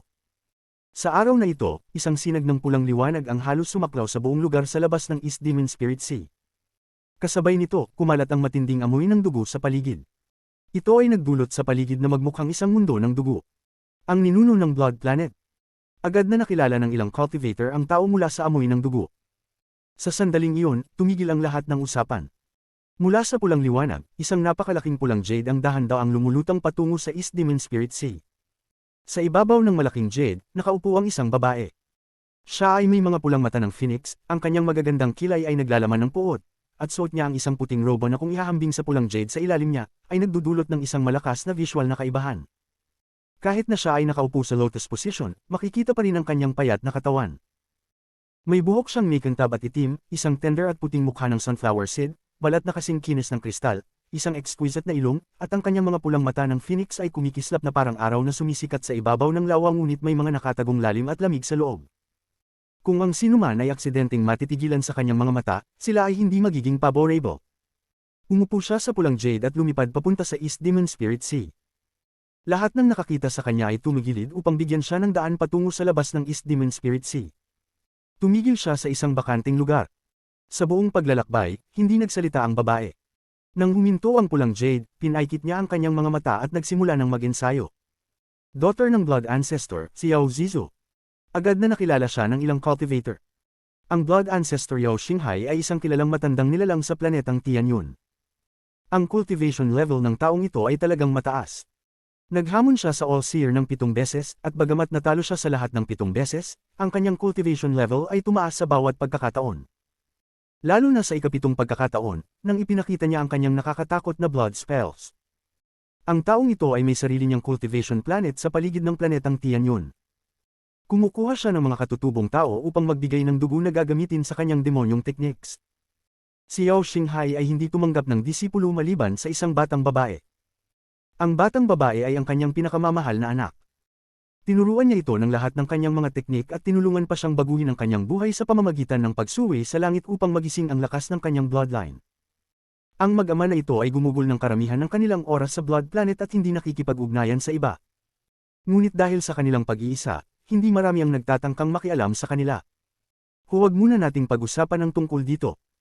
Sa Earth Planet, isa sa 5 planetang umiikot sa planetang Tianyun, sa labas ng malaking transfer array ng Zuan Yuan Sect, ang junior master ng Zuan Yuan Sect na si Shu Yunshan ay tahimik na nakatayo doon. Bagamat mukhang kalmado siya, patuloy siyang tumama sa kanyang palad gamit ang fans at tumitingin sa malayo. Sa likuran niya ay 3 tao. Ang 3 tao ay matatandang lalaki na may puting buhok. Bagamat nagsusuot sila ng simpleng mga damit, naglalabas sila ng nakakatakot na aura, na parabang ang hangin sa paligid nila ay nagiging manipis. Sa outer rim ng transfer array ay nakaupo ang ilang daang disipulo ng Zuan Yuan Sect. Sila ay nakaupo sa iba't ibang sulok ng transfer array at tahimik na nag-eensayo. Naghihintay sila ng utos upang gamitin ang espiritual na enerhiya sa kanilang mga katawan upang pag-alabin ang celestial energy sa loob ng transfer array at buhayin ito. Habang dahan-dahang tinatama ni Sun Yunshan ang jade fan sa kanyang kamay, ang kanyang mukha ay walang bakas ng impatience at kalmado pa rin. Hindi nagtagal, isang sinag ng pink na liwanag ang dumaan mula sa abot tanaw. Si Sun Yunshan ay kumunat ang noo at ipinakita ang isang hitsura ng kawalan ng magagawa. Pagkatapos, inilagay niya ang fan at tinitigan ang pink na liwanag. Ang pink na liwanag ay sobrang bilis, at sa isang iglap, dumating na ito. Ang liwanag ay gumawa ng isang bilog sa lugar bago dumaan ng 10 talampakan mula kay Sun Yunshan, revealing a girl in her 20s. Ang batang babae ay may suot na pink na damit at ang kanyang balat ay kasing kinis at klaro ng kristal. Parang isang nilalang na gawa sa jade. Siya ay naglalabas ng amoy na magbibigay lubos na pagkahulog sa mga tao. Paminga ang batang babae, at mabilis na nagsabi, "Kapatid, ipinangako mo na kapag nakarating ako, papayagan mo akong pumunta." Si Sun Yunshan ay tiningnan siya at sumigaw, "Anong kalokohan ito? Ang East Demon Spirit Sea ay hindi lugar na pwede mong puntahan sa iyong cultivation level." Kahit na ang ama ay nagse-ensayo sa loob, nag-utos na siya na hindi ka pinapayagan na pumasok. Zuan Yi, dalhin siya pabalik sa sekta. Isa sa mga matandang lalaki sa likuran ni Sun Yunshan ay lumapit at tumayo sa tabi ng batang babae. Nagkaklasp siya at nagsabi, "Mahal na ginang, pakiusap, huwag gawing mahirap si Zuan Yi." Ang batang babae ay ngumisi. Hindi siya tiningnan ni Zuan Yi, kundi tinitigan si Sun Yunshan at nagsabi, "Pumayag si nanay." Si Sun Yunshan ay malapit ng magsalita, ngunit bigla na lang nagbago ang kanyang ekspresyon. Hindi na niya pinansin ang batang babae, kundi tinitigan ang abot tanaw at nagbigay ng ngiti. "Brother Wang, matagal ko nang hinihintay ang pagdating mo." Kabanata 516. Paglalakbay ni Greed. Pagkatapos magsalita ni Sun Yunshan, isang sinag ng lilang liwanag ang mabilis na dumating na parang kidlat. Agad itong lumapit, lumapag sa lupa, at ipinakita si Wang Lin. Si Wang Lin ay bahagyang ngumiti at nag-akap ng kanyang mga kamay. "Nagkaroon ako ng kaunting pagkaantala sa daraanan. Hindi ko akalain na si Kuya Sun ay maghihintay." Tumawa si Sun Yunshan at nagsabi, "Walang problema. Dapat sana ay pupunta ako sa East Demon Spirit Sea kahapon, ngunit narinig ko na si Brother Wang ay isang pinili ng All-Seer upang pumunta. Inisip ko at nagdesisyon na maghintay ng ilang araw para kay Brother Wang upang makapunta tayo ng magkasama. Hindi ako nagmamadali." Nagbigay si Wang Lin ng isang mainit na ngiti at nagsabi, "Salamat sa iyong pag-aalala." Pagkatapos, tumingin siya sa mga tao sa paligid ni Sun Yunshan. Tumawa si Sun Yunshan. "Ang tatlong ito ay ang mga matandang miyembro ng Zuan Yuan Sect na responsable para sa aking kaligtasan, dahil hindi kayang tapatan ng aking cultivation si Brother Wang. Kung hindi dahil sa utos ng ama, hindi ako pupunta sa East Demon Spirit Sea." Ngumiti si Wang Lin. Nakakatawa si Brother Sun. Tungkol naman sa batang babae na nakasuot ng pink, lumipat ang kanyang tingin at tinitigan si Wang Lin na may halong sorpresa. Itinutok ni Sun Yunshan ang daliri sa batang babae at nagsabi, "Brother Wang, ito ang aking maliit na kapatid na si Sun Raonin." Pagkatapos, tinignan niya ito ng matalim at sumigaw, "Ito ang core disciple ng All-Seer, si Wang Lin. Bakit hindi mo pa siya binati?" Pinisil ni Sun Raunen ang kanyang ilong at binati si Wang Lin gamit ang tinig niyang parang awit ng ibon. Raunen, binabati si Elder Brother Wang. Ngumiti si Wang Lin at tumango. Hindi niya ito tinignan ng matagal at agad na bumaling ang kanyang mata sa transfer array. Matalino si Sun Yunshan at alam niyang naiintindihan ni Wang Lin ang kanyang iniisip, kaya't nagsabi siya, Brother Wang, patagilid na ang oras, kaya't magtulungan na tayo. Tumango si Wang Lin, at magkasunod silang naglakad patungo sa gitna ng transfer array. Habang naglalakad si Sun Yunshan, hindi siya lumingon at dahan-daang nagsabi, Zuanyi, bumalik ka. Walang imik si Zuanyi nang lumingon at lumakad papunta sa transfer array kasama ang iba pang mga elder. Ang tanging naiwan sa labas ng transfer array ay ang batang babae na nakasuot ng pink. Tinapakan niya ang kanyang paa at sumigaw kay Sun Yunshan, Kuya, hayaan mo na akong pumunta. Sumagot si Sun Yunshan ng walang pag-aalinlangan, hindi. Pag-activate ng array. Pagkatapos ng sigaw, ang daan-daang disipulo sa labas ng transfer array ay nagbukas ng kanilang mga mata at nagsimulang gumamit ng kanilang espiritual na enerhiya, na nagdulot ng malalaking espiritual na enerhiya na pumasok sa array. Ang array na ito ay hindi isang karaniwang array kundi isang array na nagpapadala ng mga tao sa kalawakan. Ang halaga ng celestial jades at spirit stones na kailangan upang paganahin ang array na ito ay napakalaki. Isang serye ng malalakas na tunog mula sa array ang narinig, habang ang isang malakas na puwersa ay nagsimulang kumalat mula rito tulad ng isang shockwave. Ang mga damit ng mga disipulo ay pinaurong at nagdulot ng malalakas na tunog. Ang kanilang mga mukha ay pumuputi, ngunit wala ni isa sa kanila ang kumilos. Matapos ang ilang sandali, isang bahaghari na umaabot sa daan-daang talampakan ang biglang sumabog pataas at tumagos sa kalangitan. Ang mga bilog na liwanag ay nagsimulang kumalat sa kalangitan, at karamihan ng kalangitan sa planeta ay tinakpan ng mga alon ng liwanag na ito. Ang mga alon ay tumagal ng kalahating insenso bago nawala. Sa oras na tumagos ang bahaghari sa kalangitan, ang batang babae na malapit sa array ay nagpakita ng isang pahiwatig ng pagpapakita. Hinaplos ng kanyang kanang kamay ang kanyang bag at isang jade ang lumitaw sa kanyang kamay. Kung ayaw ninyo akong sumama, susundan ko na lang kayo ng palihim. Ninakaw ko ang 1,000 transfer jade ng tatay, at gamit ito, makakasunod ako sa inyo. Baka makakita pa ako ng mga yaman sa East Sea. Sa oras na lumitaw ang jade sa kanyang kamay, naglabas ito ng puting liwanag at pinalibutan ng batang babae sa isang iglap. Sa isang kisap mata ng puting liwanag, ang kanyang katawan ay naging isang sinulid ng puting liwanag at sumanib sa bahaghari. Sa silangan ng planetang Tianyon, sa lokasyon ng pinto ng East Demon Spirit Sea. 3 araw na lang bago ito magbukas. Ang bilang ng mga cultivator sa paligid ay tumaas sa isang nakakatakot na dami. Mayroong hindi bababa sa 10,000 tao dito. Gayunpaman, hindi lahat ng mga cultivator ay pupunta sa loob. Ang karamihan sa kanila ay narito lamang upang masaksihan ang tide phase. Sa wakas, ang mga cultivator na hindi makakaabot sa yin and yang stage at hindi makalampas sa unang hakbang ay hindi na mabubuhay ng 5,000 taon. Ang mga bihirang lumitaw na matandang monsters ay narito sa labas ng East Demon Spirit Sea. Ang ilan sa kanila ay nag-iisa, ang ilan ay may mga disciples. Bawat isa sa kanila ay nagdulot ng kaguluhan at kumuha ng lugar para sa kanilang sarili. Ngunit habang ang mga ito ay nagpapakita ng ganito, mas kaunti ang may tapang na magtangkang maghamon sa kanila. Sa kabutihang palad, magkakakilala sila, kaya't kahit pa kumuha sila ng lugar, walang may lakas ng loob na magtangkang makialam. Halimbawa, ang anak ng blood ancestor na si Yao Zizo. Walang sino man ang naglakas loob na pumasok sa lugar na 1,000 talampakan sa paligid niya. Sa araw na ito, mayroong 2 araw na lang bago magbukas ang pinto.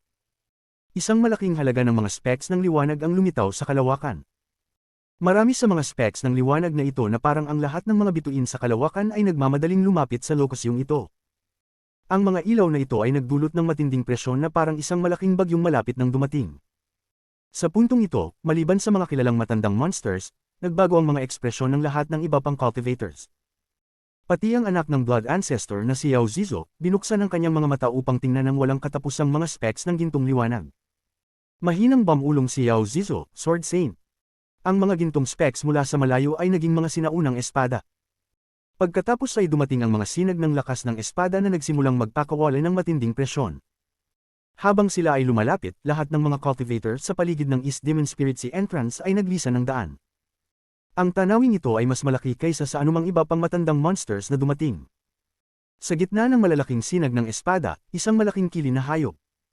Si Sword Saint Ling Tianhao ay nakaupo sa ulo ng kilin, at ang kanyang mga mata ay kasing liwanag ng mga sulong. Sa likuran niya ay 4 na naglalakihang ilusionaryong espada, na nagpapalakas ng kanyang malupit na anyo. Mayroong 12 tao sa likod ng Sword Saint. Ang bawat isa sa mga taong ito ay may isang sinaunang espada sa kanilang likuran. May mga ilusyon ng iba't ibang mga hayop mula sa bawat espada, na bumubuo sa 12 na hayop. Ang 12 espada. Ang ilan sa mga tao dito ay nakilala ang mga taong ito. Ang lahat ng tao sa planetang Tianyun ay alam na ang Sword Saintling Tianhao ay palaging nakikipagkumpetensya sa All-Seer. Ito ay nagpatuloy sa loob ng maraming taon at patuloy na nangyayari.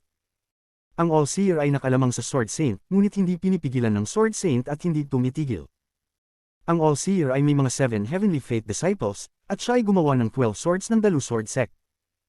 Ang mga 7 Heavenly Faith Disciples ay may mga Celestial Spell Inheritance, samantalang ang 12 swords ay may mga espiritu ng mga demonyong hayop na nagpoprotekta sa kanila. Nang dumating ang Sword Saint, isang malaking puwang na 50 kilometro ang agad na nabuksan, at sa loob nito ay tanging ang Sword Saint at ang kanyang 12 disciples lamang. Ang ekspresyon ni Ling Tianhao ay napakamalungkot. Dapat sana ay hindi siya dumating ng maaga, ngunit ang paglalakbay na ito ay napakahalaga para sa kanya. Tinitigan niya ang dagat ng mga lumulutang na bagay at nagpakita ng isang anyo ng mga alaala. Noong panahong iyon, nang siya ay bumalik mula sa Celestial Realm, ang espiritu ng espada ay sumunod sa kanya. Ang ikinagulat niya pinaka ay kung gaano kalakas ang espiritu ng espada. Sa huli, pinatagal niya ito dito at ginamit ang isang espesyal na spell upang matrap ito sa East Demon Spirit Sea.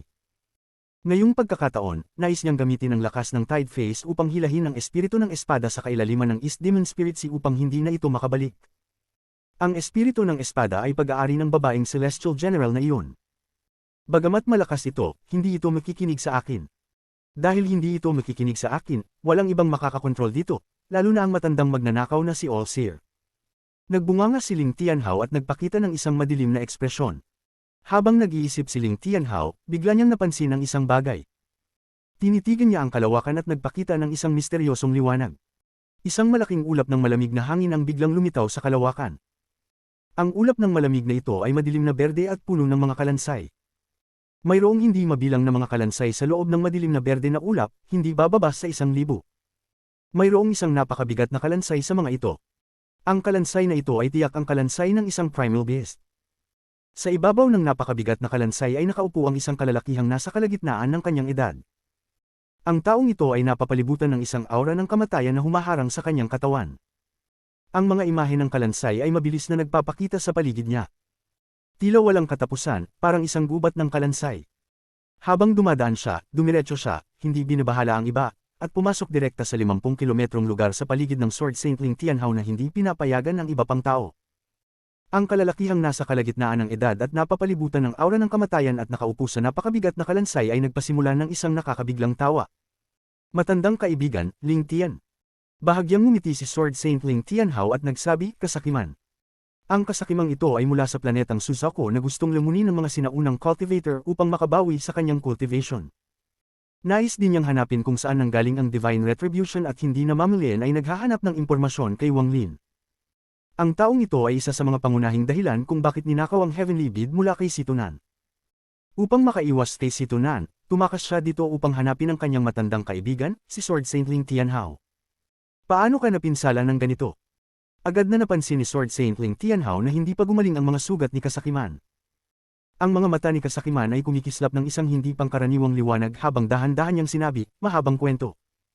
Pumunta ako sa Dalu Sword Sect upang hanapin ka. Nang marinig kong narito ka, nagmamadali akong pumunta at nais kong magbigay ng isang malaking pagkakataon sa iyo. Kung magsasama tayo, tiyak na malalampasan mo ang matandang lalaki, ang All-Seer. Kabanata 517. Mga pag-iisip ng greed. Ang mga mata ni Sword Saint Ling Tianhao ay kumislap at dahan-dahang tinanong, anong klaseng kapalaran ang magtutulak sa iyo, greed, na mag-alala ng ganito? Nag-isip si Greed saglit pagkatapos ay pinigilan ng kanyang mga ngipin at tumingin kay Sword Saint Ling Tianhao at bamulong.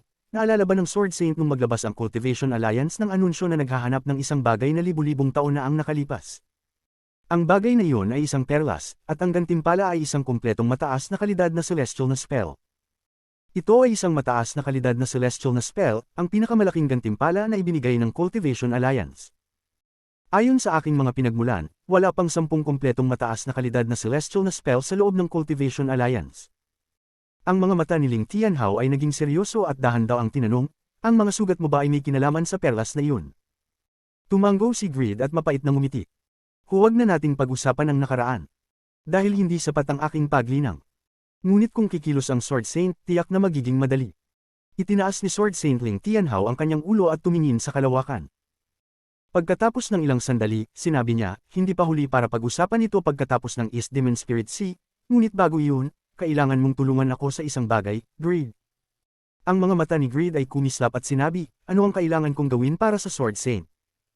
Seryosong sinabi ni Sword Saint Ling Tianhao, pumunta ka sa East Demon Spirit Sea at protektahan ang aking 12 disipulo hanggang matapos nila ang lihim na misyon na ibinigay ko sa kanila. Kung magagawa mo iyon, tutulungan kita. Ang ekspresyon ni Greed ay nagbago. Ling Tianhao, anong ibig mong sabihin na tutulungan mo ako? Tanong niya. Tumingin si Ling Tianhao kay Greed. Walang emosyon ang mukha niya habang kalmado niyang sinabi, Greed, nung nag-uukit ako ng pangalan ko sa mga bituin, hindi ka pa nagsisimulang maglinang. Malinaw sa aking mga mata ang iyong plano. Kung hindi ka pinilit ng may-ari ng perlas, bakit ka magmamadaling hanapin ako? Kung itataboy kita ngayon, natatakot akong hindi magtatagal at magkakalayo tayo ng buhay at kamatayan.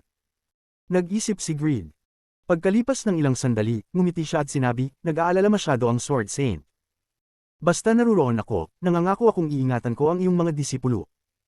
Ngunit, narinig ko na ang pintuan papuntang East Demon Spirit Sea ay misteryoso, kaya hindi ko alam kung makakapasok ako sa aking paglinang. Kalmadong sinabi ni Ling Tianhao, wala kang dapat ipag-alala. Sugatan ka, at ngayon ay ang aking pagkakataon na buksan ang pintuan, kaya tiyak na papayagan kita pumasok. Tumanggo si Greed at hindi na nagsalita pa. Habang nagsasalita ang dalawa, isang malaking pitong kulay na ulap ang dumating mula sa malayo. Ang mga mata ni Greed ay kumislap at pagkatapos ay siya ay tuluyang nawala. Kung titingnan ng mabuti, makikita na siya ay naging isang anino na nanatiling malapit kay Sword Saint Ling Tianhao at hindi gumagalaw. Bago pa man makarating ang pitong kulay na ulap, isang pakiramdam ng kapayapaan ang pumasok sa paligid. Mula sa loob ng pitong kulay na ulap, isang puting Rob Adam All-Seer ang dahan-daang naglakad patungo. Habang naglalakad ang All-Seer, ngumiti siya at tumanggo sa mga taong kilala niya. Sa likod niya ay 9 na tao. Ang mga 9 na tao ay may suot na mga robe na may iba't ibang kulay, ngunit ang kanilang mga mata ay lahat matalim tulad ng kidlat at bawat isa ay may malakas na paglinang. Kasama nila ang isang tao na nakipaglaban kay Wang Lin para sa titulo ng tunay na disipulo ng Purple Division, ang ika-6 na kapatid ni Wang Lin, si Chen Tao. Ang kasalukuyang si Chen Tao ay nakasuot ng purple na robe at naglalabas ng isang malakas na presyon. Para siyang isang espada na malapit ng bunutin, naglalabas ng matalim na puwersa. Ang grupo ng All-Seer na may 10th katao ay tahimik na naglakad patungo sa pintuan. Ang bawat cultivator ay nakirespeto at nagbigay daan, at ang eksena ay mas grandioso pa kaysa nang dumating si Sword Saint Ling Tianhao. Sa isang kisap mata, ang grupo ng All-Seer ay nakarating sa harap ng pintuan. Nasa 1,000 talampakan lamang sila mula sa grupo ni Ling Tianhao. Ang mga mata ng lahat ay nakatutok sa dalawang grupong ito. Bilang karagdagan sa mga taong ito, ang lahat ng mga kilalang matandang nilalang ay nakatingin kay Ling Tianhao at sa All-Seer na parabang nanunood ng magandang palabas. Sa puntong ito, masasabi na halos lahat ng malalakas na cultivator mula sa planeta ng Tianyun at mga kalapit na planeta ay narito. Ang nakatipon dito ay halos ang buong lakas ng rank 7 na cultivation plant ng Tianyun. Isa na lamang na araw bago magsimula ang grandeng kaganapan na nangyayari lamang tuwing 5,000 taon. Kapag binuksan ang pintuan ng alon, ito ay magiging isang hindi malilimutang tanawin para sa sinumang makakakita nito sa unang pagkakataon, at ang biyahe patungong East Demon Spirit Sea ay maaabot ang isang bagong taas. Pagkatapos noon, oras na para sa malupit na pagsubok sa loob. Ang ekspresyon ng All-Seer ay neutral habang nakatayo siya doon at maraming mga cultivator ang lumapit upang batiin siya. Habang nagsasalita siya, paminsan-minsan ay tinitingnan ng kanyang mga mata ang malayo na parabang naghahanap siya ng isang bagay. Ang 9 na disipulo sa likod niya ay may kanya-kanyang kaibigan at nakikipag-chat sa kanila. Lahat maliban kay Chen Tao, na paminsan-minsan ay tumitingin sa paligid na parabang naghahanap siya ng isang bagay. Bakit hindi pa siya narito? Medyo nagkunot ang noo ni Chen Tao. Ang huling araw bago magbukas ang East Demon Spirit Sea ay dahan-daang lumipas. Ngayon ang araw kung kailan magsisimula ang grandeng kaganapan, ngayon ang araw kung kailan magbubukas ang East Demon Spirit Sea. Ang dagat ng mga lumulutang na bagay na tinatawag na East Demon Spirit Sea ay nagsimulang magbago. Ang bilis ng paggalaw ng lahat ng mga bagay sa kalawakan ay naging mas mabilis. Ang pagbabagong ito ay nakatawag ng pansin sa lahat ng mga surrounding cultivators.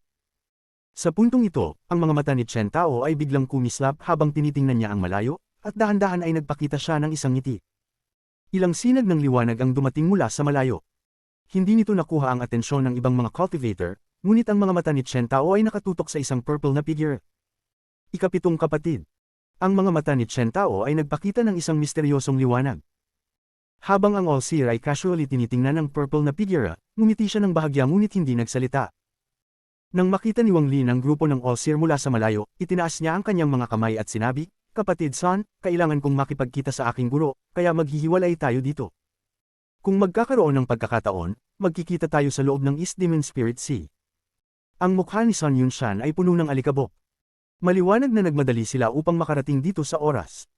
Magiliw siyang ngumiti at sinabi, "Pagpasok natin, magtitiwala ako kay kapatid Wang na magbabantay sa akin."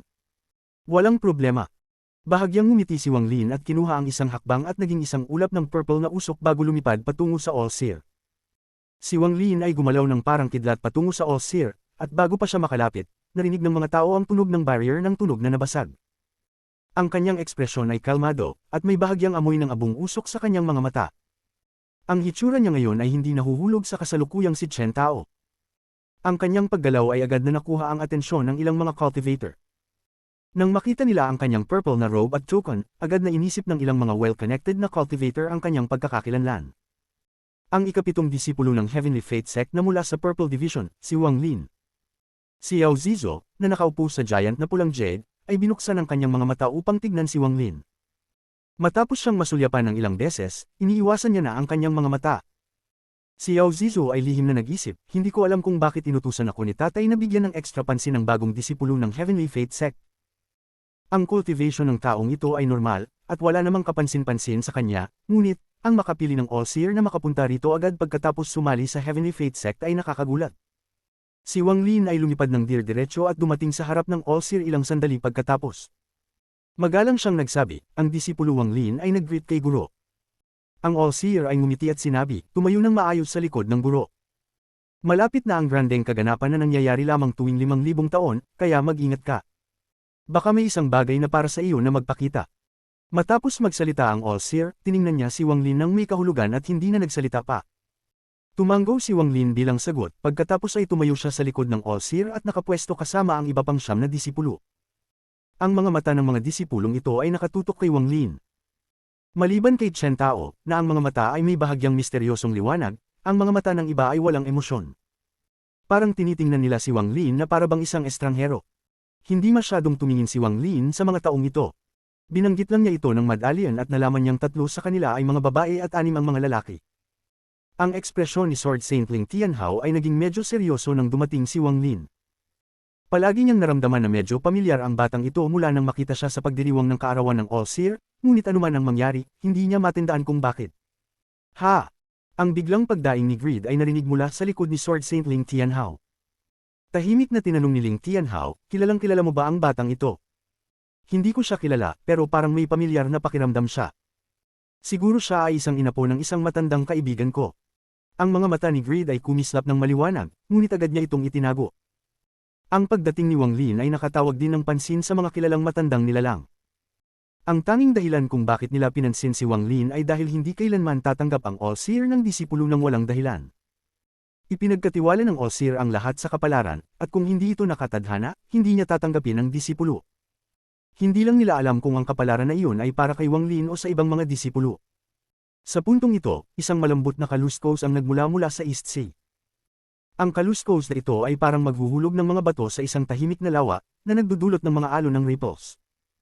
Sa puntong ito, ang mga mata ng higit sa 10,000 na cultivators ay nakatutok sa dagat ng mga lumulutang na bagay, at ang buong lugar ay naging tahimik.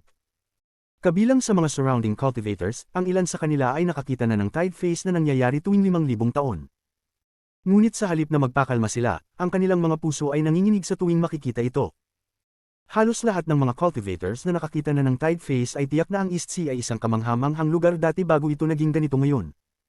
Kung hindi magiging posible ang paglikha ng ganitong nakakagulat na tide phase. Ito ay parang isang misteryo na patuloy na nagpapalipad sa mga tao ng planeta ng Tianyun.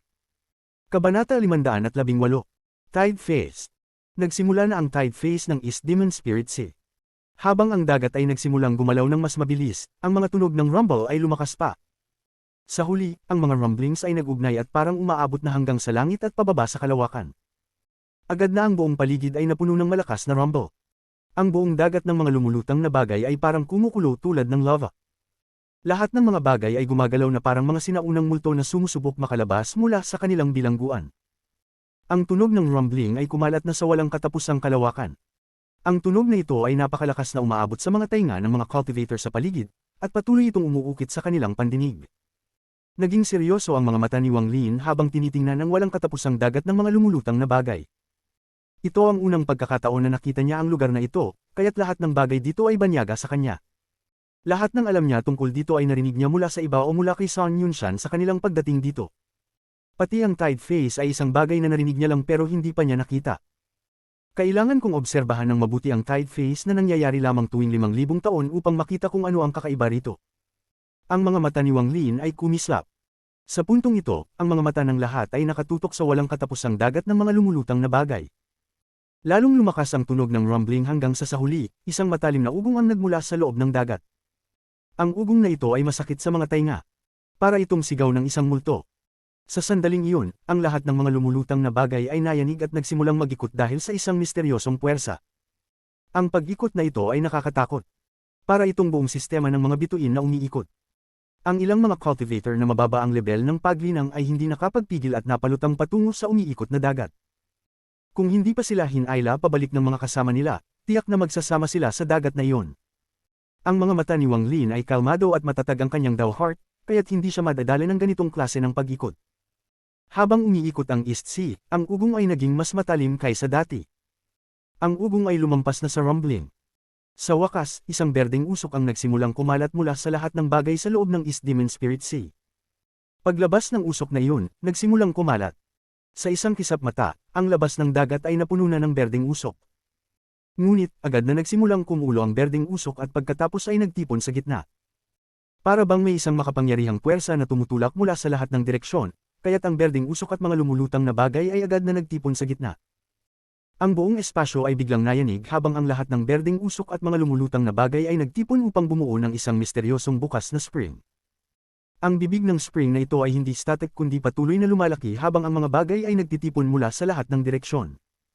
Pumalaki ito at tumataas hanggang sa umabot ng higit sa 1,000 talampakan ng taas. Ang mga mata ni Sword Saintling Tianhao ay nagliwanag ng misteryosong liwanag at siya ay nagbulong, nagsimula na. Iniisip ko kung anong bagay ang maaakit dito ngayon. Ang mga mata ng All-Seer ay kumislap ng 7 kulay ng liwanag. Sa puntong ito, ang lahat ng mga cultivator na nakakita na ng East Demon Spirit Sea na magbukas noon ay nakatutok ang mga mata sa bukas ng spring. Ang berdeng haligi ay parang isang haligi na parang sumusuporta sa kalawakan mismo. Patuloy itong lumalaki ng pataas hanggang sa umabot sa limitasyon ng saklaw ng Divine Sense. Sa sandaling iyon, nagpakita si Wang Lin ng isang shock na ekspresyon. Habang ang berdeng haligi ay patuloy na lumalaki, isang presyon na parang mula sa langit ang nagsimulang kumalat mula dito. Ang presyon ng langit na ito ay nagbigay kay Wang Lin ng pakiramdam na parang may 10,000 bundok na nakapatong sa kanya. Nagkaroon ng tunog ng pag-crack mula sa kanyang katawan, na parang malapit na siyang mawalan ng lakas. Napakalakas. Ang mga mata ni Wang Lin ay nagpakita ng hindi matitinag na tingin. Isang gray na usok ang lumabas sa pagitan ng kanyang mga kilay at naging isang tato na mabilis na kumalat sa kanyang katawan. Dahil dito, ang presyon ay umabot sa isang antas na kaya niyang tiisin. Dahil sa kondisyon ni Wang Lin, maliwanag na mas masahol ang kalagayan ng mga cultivator sa paligid. Ang kanilang mga mukha ay napakaputi, at napilitan silang umatras. Kung hindi dahil sa mga nakatatanda at mga gulong na naruroon upang tiisin ang presyon para sa kanila, marami sa kanila ang tiyak na mag-collapse at mamatay. Sa sandaling iyon, nagsimula ang isang eksena na mahirap kalimutan ng maraming cultivator sa buong buhay nila. Biglang gumuho ang higanting berdeng haligi at ang mga sinag ng pulang liwanag ay patuloy na pumutok mula rito. Ang mga sinag ng pulang liwanag ay kumalat ng mabilis. Dumaan pa ito sa mga katawan ng mga cultivator sa paligid at tumagos sa kalawakan. Habang ang berdeng haligi ay patuloy na gumuho, parami ng parami ang mga sinag ng pulang liwanag na lumalabas. Ang mga pulang sinag ay kumalat ng hindi maipaliwanag na bilis. Sa puntong iyon, kung titingnan mula sa ibang anggulo, ang East Demon Spirit Sea, isa sa 3 ipinagbabawal na lugar ng planetang Tianyun, ay natabunan ng berdeng at pulang liwanag. Ang berdeng liwanag ay unti-unting nawawala at napapalitan ng pulang liwanag. Ang pulang liwanag na ito ay hindi dugo na pula. Parang ang pulang liwanag ng sumisikang araw. Ang pulang liwanag ay kumalat tulad ng liwanag mula sa araw na may East Demon Spirit Sea bilang sentro. Ang liwanag ay kumalat ng walang katapusan sa lahat ng direksyon.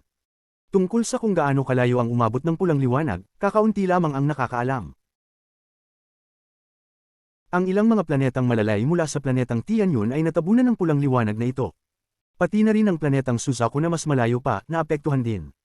Si Jowatay na naruroon ay nagmamasid habang nag-uukit ng mga pagninilay at nang buksan niya ang mga mata, nakita niyang ang buong kalangitan ay naging pula. Mas malayo pa, mas maraming planeta ang natabunan ng pulang liwanag. Wala nang paraan upang tumpak na masukat kung gaano kalayo ang naabot ng pulang liwanag na ito, na lumalabas mula sa East Demon Spirit Sea tuwing 5,000 taon. Sa puntong ito, ang pulang liwanag ay biglang tumigil sa pagkalat, parang umabot ito sa limitasyon. Ngunit, may isang napakalaking pangyayari na nangyayari sa lahat ng mga lugar na naabot ng pulang liwanag. Sa mga bituin, planeta, at kalawakan, lahat ng bagay mula sa mga yaman, mga jades, spirit stones, celestial jades, mga katawan, sinaunang espada, mga labi ng mga yaman, celestial spells, sinaunang mga yaman ng cultivation, at iba pang mga bagay, saan man sila naruroon, basta't nasa saklaw ng pulang liwanag at walang may-ari, nagsimulang yumugyug. Kabanata 519. Token. Ang panginginig na ito ay hindi tumagal ng matagal, ngunit ang epekto nito ay higit pa sa inaasahan. Sa ngayon, lahat ng bagay na walang may-ari ay nanginginig ng malakas. Hindi lahat ng mga nagmamasid sa mga planeta ng pagsasanay ay alam kung saan nagmumula ang pulang liwanag na ito. Sa katunayan, karamihan sa mga nagmamasid ay gumawa ng kanilang sariling mga palagay tungkol sa pulang liwanag na lumilitaw tuwing 5,000 taon. Tanging ang ilang mga makapangyarihang nagmamasid lamang ang nakakaalam kung saan nagmula ang pulang liwanag at kung ang East Demon Spirit Sea malapit sa planetang Tianyun ay nagbukas na. Ang pulang liwanag ay kumalat sa lahat ng dako, ngunit hindi ito ang pagtatapos ng tide phase. Ito ay nagsimula pa lamang. Ang pulang liwanag ay huminto saglit bago muling magningning ng malakas. Sa pagkakataong ito, hindi na ito kumalat, kundi umatras sa parehong bilis ng pagkalat nito. Parang ang alon na hindi mapigilan ay nagsimula ng umatras gamit ang isang hindi maisip na lakas. Kung ang pulang liwanag lamang ang umaatras, hindi ito magiging ganoon kalaking bagay, ngunit ang sumunod dito ay ang walang katapusang mga yaman, mga spirit stone, celestial jades, at lahat ng mga bagay na walang may-ari. May mga kakaibang nilalang at makapangyarihang mga buhay na umiiral sa walang hangganang kalawakan na nahatak din. Ang lahat ng bagay na nahatak ng alon ay nagmamadaling dumaan sa kalawakan at hinahatak pabalik patungo sa East Demon Spirit Sea sa isang nakakabaliw na bilis. Ang bilis ng pag-urong ng liwanag ay medyo mabagal kumpara sa bilis ng pagpapalawak nito, ngunit hindi ito malayo. Sa isang anggulo, malinaw na makikita na sa East Demon Spirit Sea bilang sentro, ang pulang liwanag ay mabilis na umatras tulad ng mga alon mula sa isang hindi masusukat na lawak. Sa oras na ito, ang pulang liwanag ay dumaan sa mga bituin, kalawakan, at mga planeta na parang hindi umiiral ang konsepto ng distansya. Pagkatapos lamang ng 3 hininga, nakita ng mga nagmamasid sa labas ng East Demon Spirit Sea ang mga shockwave ng pulang liwanag na bumabalik na parang 10,000 kabayong tumatakbo. Ang shockwave na ito ay isang bilog na papalapit sa East Demon Spirit Sea. Biglang kumurap ang mga mata ni Wang Lin at nagpakita ng isang matinding pagkabigla. Ang eksenang kumakalat ang alon ay nagbigay na sa kanya ng pakiramdam na hindi ito totoo. Nang makita niyang bumalik ang alon, hindi niya maiwasang huminga ng malalim. Sa totoo lang, hindi lamang si Wang Lin, kundi pati na ang lahat ng mga nagmamasid na nakikita ang tide phase sa unang pagkakataon ay nakaramdam ng parehong pagkabigla na nararamdaman ni Wang Lin. Ang ilan sa kanila ay nahulog sa pagkahulog at nawala ng kontrol sa kanilang Dao Hearts. Sa isang sandali, ang pulang liwanag ay mukhang malayo pa, ngunit sa susunod na sandali, ang pulang liwanag ay dumaan na sa lahat ng mga nagmamasid.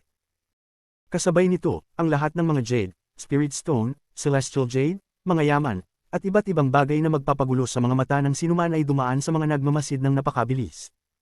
May mga patay na katawan, malalaking hayop, at malalaking mahika rin na dumaan. Gayunpaman, lahat ng mga bagay na ito ay nakapaloob sa pulang liwanag, at ang pulang liwanag ay may misteryosong kapangyarihang gawing walang laman ang lahat ng mga ito. Kaya, ang lahat ng mga bagay na ito ay dumaan sa lahat ng mga nagmamasid nang hindi nagdudulot ng anumang gulo. Para bang sa sandaling iyon, ang lahat ng bagay sa kanilang harapan ay isang ilusyon. Si Wang Lin ay personal na nakakita ng isang malaking halimaw na may isang sungay na naglalabas ng itim na kidlat at may antas ng pagsasanay na katulad ng isang ascendant cultivator na dumaan sa kanyang katawan sa isang bilis na hindi niya naiiwasan. Sa sandaling dumaan ito sa kanya, huminga ng malalim si Wang Lin. Bigla siyang lumingon at maingat na tinitigan ang dumaan na pulang liwanag upang makita ang pinakamaraming yaman na kaya niyang makita. Heaven Metal Soil, Exquisite Mixed Liquid, Inkstone, Lingxi Horn. Nakakita lamang si Wang Lin ng malabo at ang puso niya ay bumilis. Ang mga bagay na ito ay mga magandang materyales para sa pagpapanday ng mga sinaunang Diyos na yaman. Mayroon din. Ito. Ang mga mata ni Wang Lin ay biglang naging seryoso habang tinititigan niya ang isang sinag ng pulang liwanag sa malayo. Sa loob ng pulang liwanag ay isang malaking espada. Ang espadang ito ay parang isang kahoy na tabla na pinahiran ng ginto. Gayunpaman, may kalawang sa espada, at ang ilang mga bahagi nito ay pumutok. Sa isang kisap mata, ang espada ay nawala sa mga pulang liwanag. Ang mga mata ni Wang Lin ay biglang kumislap ng maliwanag. Ang mga mata ng mga nagmamasid sa paligid ay kumislap din at gumawa ng kanilang sariling mga plano habang tinititigan nila ang iba't ibang mga yaman na dumadaan. Malapit nang matapos ang tide phase, ngunit sa sandaling iyon, isang bagong sinag ng pulang liwanag ang dumaan mula sa malayo. Ang sinag ng liwanag na ito ay kahanga-hanga, at ito ay mabilis na dumaan. Sa sandaling lumitaw ang sinag na ito, nagbago ang malumanay na mukha ng All-Seer. Bigla siyang lumingon, at ang mga mata niya ay parang kidlat habang tinititigan niya ang dumarating na sinag ng pulang liwanag. Ang mga mata ni Sword Saintling Tianhao ay kumislap ng maliwanag tulad ng isang sulo habang tinititigan niya ang pulang liwanag na papasok sa East Demon Spirit Sea. Sa sandaling ito, hindi lamang ang dalawa na iyon, kundi pati na rin ang lahat ng mga nagmamasid, ang iba't ibang mga sinaunang nilalang ay nagmamadali. Ang mga sinaunang nilalang na ito ay mga kilalang matandang nilalang mula sa planetang Tianyun. Ang kanilang orihinal na layunin ay dalhin lamang ang kanilang mga batang henerasyon dito, ngunit pagkatapos nilang makita ang huling sinag ng pulang liwanag, at lalo na pagkatapos makita kung ano ang nasa loob nito, para silang naging mas batang tens of thousands of years at nagmamadali. Ang nakaguguluhing eksenang ito ay agad na nakakuha ng atensyon ng lahat ng mga nagmamasid sa paligid. Ang mga mata ni Wang Lin ay kumislap at tinititigan niya ang dumarating na sinag ng pulang liwanag. Ang sinag ng pulang liwanag ay mabilis na dumaan sa lahat ng mga nagmamasid sa isang kisap mata at pumasok sa East Demon Spirit Sea. Kung mabilis lang, hindi ito magiging malaking bagay, ngunit ang pulang liwanag ay huminto sa Divine Sense mula sa pagtingin at ang mga mata mula sa pagsilip. Lahat ng mga spell na nagsusubok na makita kung ano ang nasa loob ay naharang, kaya't naging imposibleng makita kung ano talaga ang nasa loob nito. Ito ay napakainit at nagdulot ng pagbabago sa mga ekspresyon ng mga katulad ng All-Seer at Ling Tianhao. Sa sandaling ang Divine Sense ni Wang Lin ay humipo sa pulang liwanag, para siyang nahulog sa isang labirint at agad itong bumagsak. Kung hindi siya naging matalim at agad itong binitiwan, tiyak na masasaktan siya ng pagbagsak. Ang mga mukha ng mga nagmamasid sa paligid ay namutla. Ang ilan sa kanila ay umubo ng dugo at nagmukhang nanghina. Malinaw na hindi nila mabilis na nakuha ang kanilang mga Divine Senses at nasaktan sila ng pulang liwanag. Huwag gamitin ang Divine Sense upang tingnan. Hindi ito bagay na kayang makita ng mga baguhan. Sa sandaling ito, ang tinig ng isang payat na matandang lalaki ay umalingaw sa buong lugar.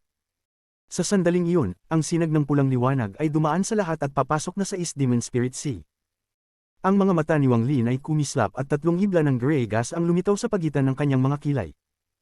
Ang tatlong hibla ng gray gas ay naging tatlong tato at mabilis na kumislap sa noo ni Wang Lin. Kasabay nito, ang tatlong tato ay parang natunaw at mabilis na bumuo ng isang hangganan sa paligid ng kanyang mga mata. Sa sandaling nabuo ang hangganan, ang mga mata ni Wang Lin ay kumislap tulad ng buwan sa gabi, at ang liwanag ay kumalat kalahating pulgada mula sa kanyang mga mata. Ang kanyang tingin ay parang maghuhukay sa langit at lupa. Direktang tumagos ito sa walang hangganang kalawakan, humabol sa pulang liwanag na malapit nang mawala, at tumagos direkta sa loob nito. Nais niyang makita kung ano talaga ang nasa loob. Ang mga mata ni Wang Lin ay tumagos ng malalim sa pulang liwanag at pumasok sa loob, ngunit nakita niya lamang ang pulang liwanag. Bukod pa rito, isang misteryosong puwersa ang umatake sa kanya, nagpapadala ng alon ng sakit pabalik sa kanyang katawan. Ang mga mata ni Wang Lin ay biglang naging pula at nagsimulang tumulo ang luha. May kasamang dugo pa. Hinampes ni Wang Lin ang kanyang mga ngipin at sumigaw. Ang mga hangganan sa paligid ng kanyang mga mata ay nagsimulang maglabas ng mga hibla ng gray gas. Gayunpaman, ang gray gas ay hindi kumalat kundi pumasok sa mga mata ni Wang Lin. Sa halos isang kisap mata, ang mga mata ni Wang Lin na may dugo ay may makapal na kulay abong anino. Dahil dito, ang kanyang tingin sa loob ng pulang liwanag na malapit nang mawala ay parang muling nabuhay, at tinagos nito ang mga patong-patong ng pulang liwanag at nakipagbanggaan sa misteryosong puwersa sa loob nito. Sa wakas, sa sandaling ang pulang liwanag ay pumasok na sa East Demon Spirit Sea, ang tingin ni Wang Lin ay tuluyang tumagos sa pulang liwanag at nakita ang bagay na nagdulot ng pagbabago sa mga ekspresyon ng All-Seer at ng lahat ng iba pa. Ito ay isang token. Isang kumikinang na gintong token na may mga simbolo na nakaukit sa ibabaw. Sa sandaling malinaw niyang nakita ang token, isang malaking halaga ng dugo ang lumabas mula sa kanyang mga mata at ang sakit na tumusok sa kanyang puso ay pumasok sa kanyang katawan. Pumikit si Wang Lin. Nang binuksan niyang muli ang kanyang mga mata, ang sinag ng pulang liwanag ay pumasok na sa East Demon Spirit Sea. Sa sandaling iyon, ang mga mata ni Wang Lin ay ganap nang namula, ngunit may mga hibla ng gray na gumagalaw sa loob nito, na nagbibigay sa kanyang tingin ng isang napakademonyong pakiramdam. Sa malayo, ang batang babae na si Yao Zishu, na nakaupo sa pulang jade, ay aksidenteng tumingin kay Wang Lin. Sa sandaling nakita niyang ang kanyang tingin, ang katawan niya ay nanginginig ng hindi kusang loob at ang kanyang mukha ay napakaputla. Mabilis siyang lumuhad at ang kanyang puso ay malakas na kumabog. Ang titig na iyon. Alam ko na kung bakit nais ng aking ama na mag-ingat ako sa taong ito ngayon. Kabanata 520. East Demon Spirit Sea. Nagningning ang mga mata ni Sword Saint Ling Tianhao at itinuturo niya ang East Sea. Ang apat na ilusyonaryong espada sa kanyang likod ay kumalabit at pagkatapos ay tumalbog patungo sa East Sea. May apat na kalabog na parang kulog na gumugol ng kalangitan habang ang apat na espada ay nagsimulang umiikot ng mabilis, forming isang vortex sa gitna ng dagat. Ang bawat espada ay parang walang katapusang vortex. Nilikha nila ang apat na punto at bigla nilang pinunit ang hindi pantay na bukas. Ang mga alon na berde at pula ay damaloy mula sa pasukan kasabay ng mga iyak na parang mga multo. Ang bukas na ito ay mukhang wala namang patutunguhan, ngunit kapag tiningnan ng mabuti, makikita na mayroong higit pa sa loob nito. Ang pintuan ng East Demon Spirit Sea ay ngayon bukas. Ang mga nais pumasok, magmadali. Kahit na ilang salita lamang ang sinabi ni Sword Saint Ling Tianhao, punong-puno ng puot ang mga iyon. Pagkatapos niyang magsalita, ang 12 espada ay naging 12 sinag ng matalim na liwanag at dumiretso patungo sa pasukan. Pumasok ang 12 tao sa pasukan, at habang ang huling pumasok, ang mga mata ni Sword Saint ay kumipot. Pinindot niya ang kanyang daliri at isang sinag ng enerhiya ng espada ang lumabas patungo sa huling disipulo. Narito ang isang sinag ng enerhiya ng espada mula sa akin para gamitin ninyo bilang inyong buhay na spell. Nang sabihin ito ni Ling Tianhao, ang sinag ng enerhiya ng espada ay magalang na tinanggap ng huling disipulo. Yumuko siya kay Sword Saint at pagkatapos ay pumasok sa loob.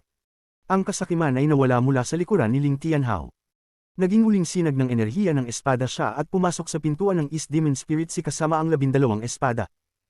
Tahimik na nakatingin si Allseer kay Ling Tianhao at pagkatapos ay tumingin siya sa mga kasamahan niyang matatandang kalaban. May ngiting bahagya siyang sumagot, tama. Isa iyong token, at ito ang ikatlo. Hindi ko inasahan na sa pagbukas ng East Demon Spirit Sea ay madadala nito ang token na matagal na nating hinihintay.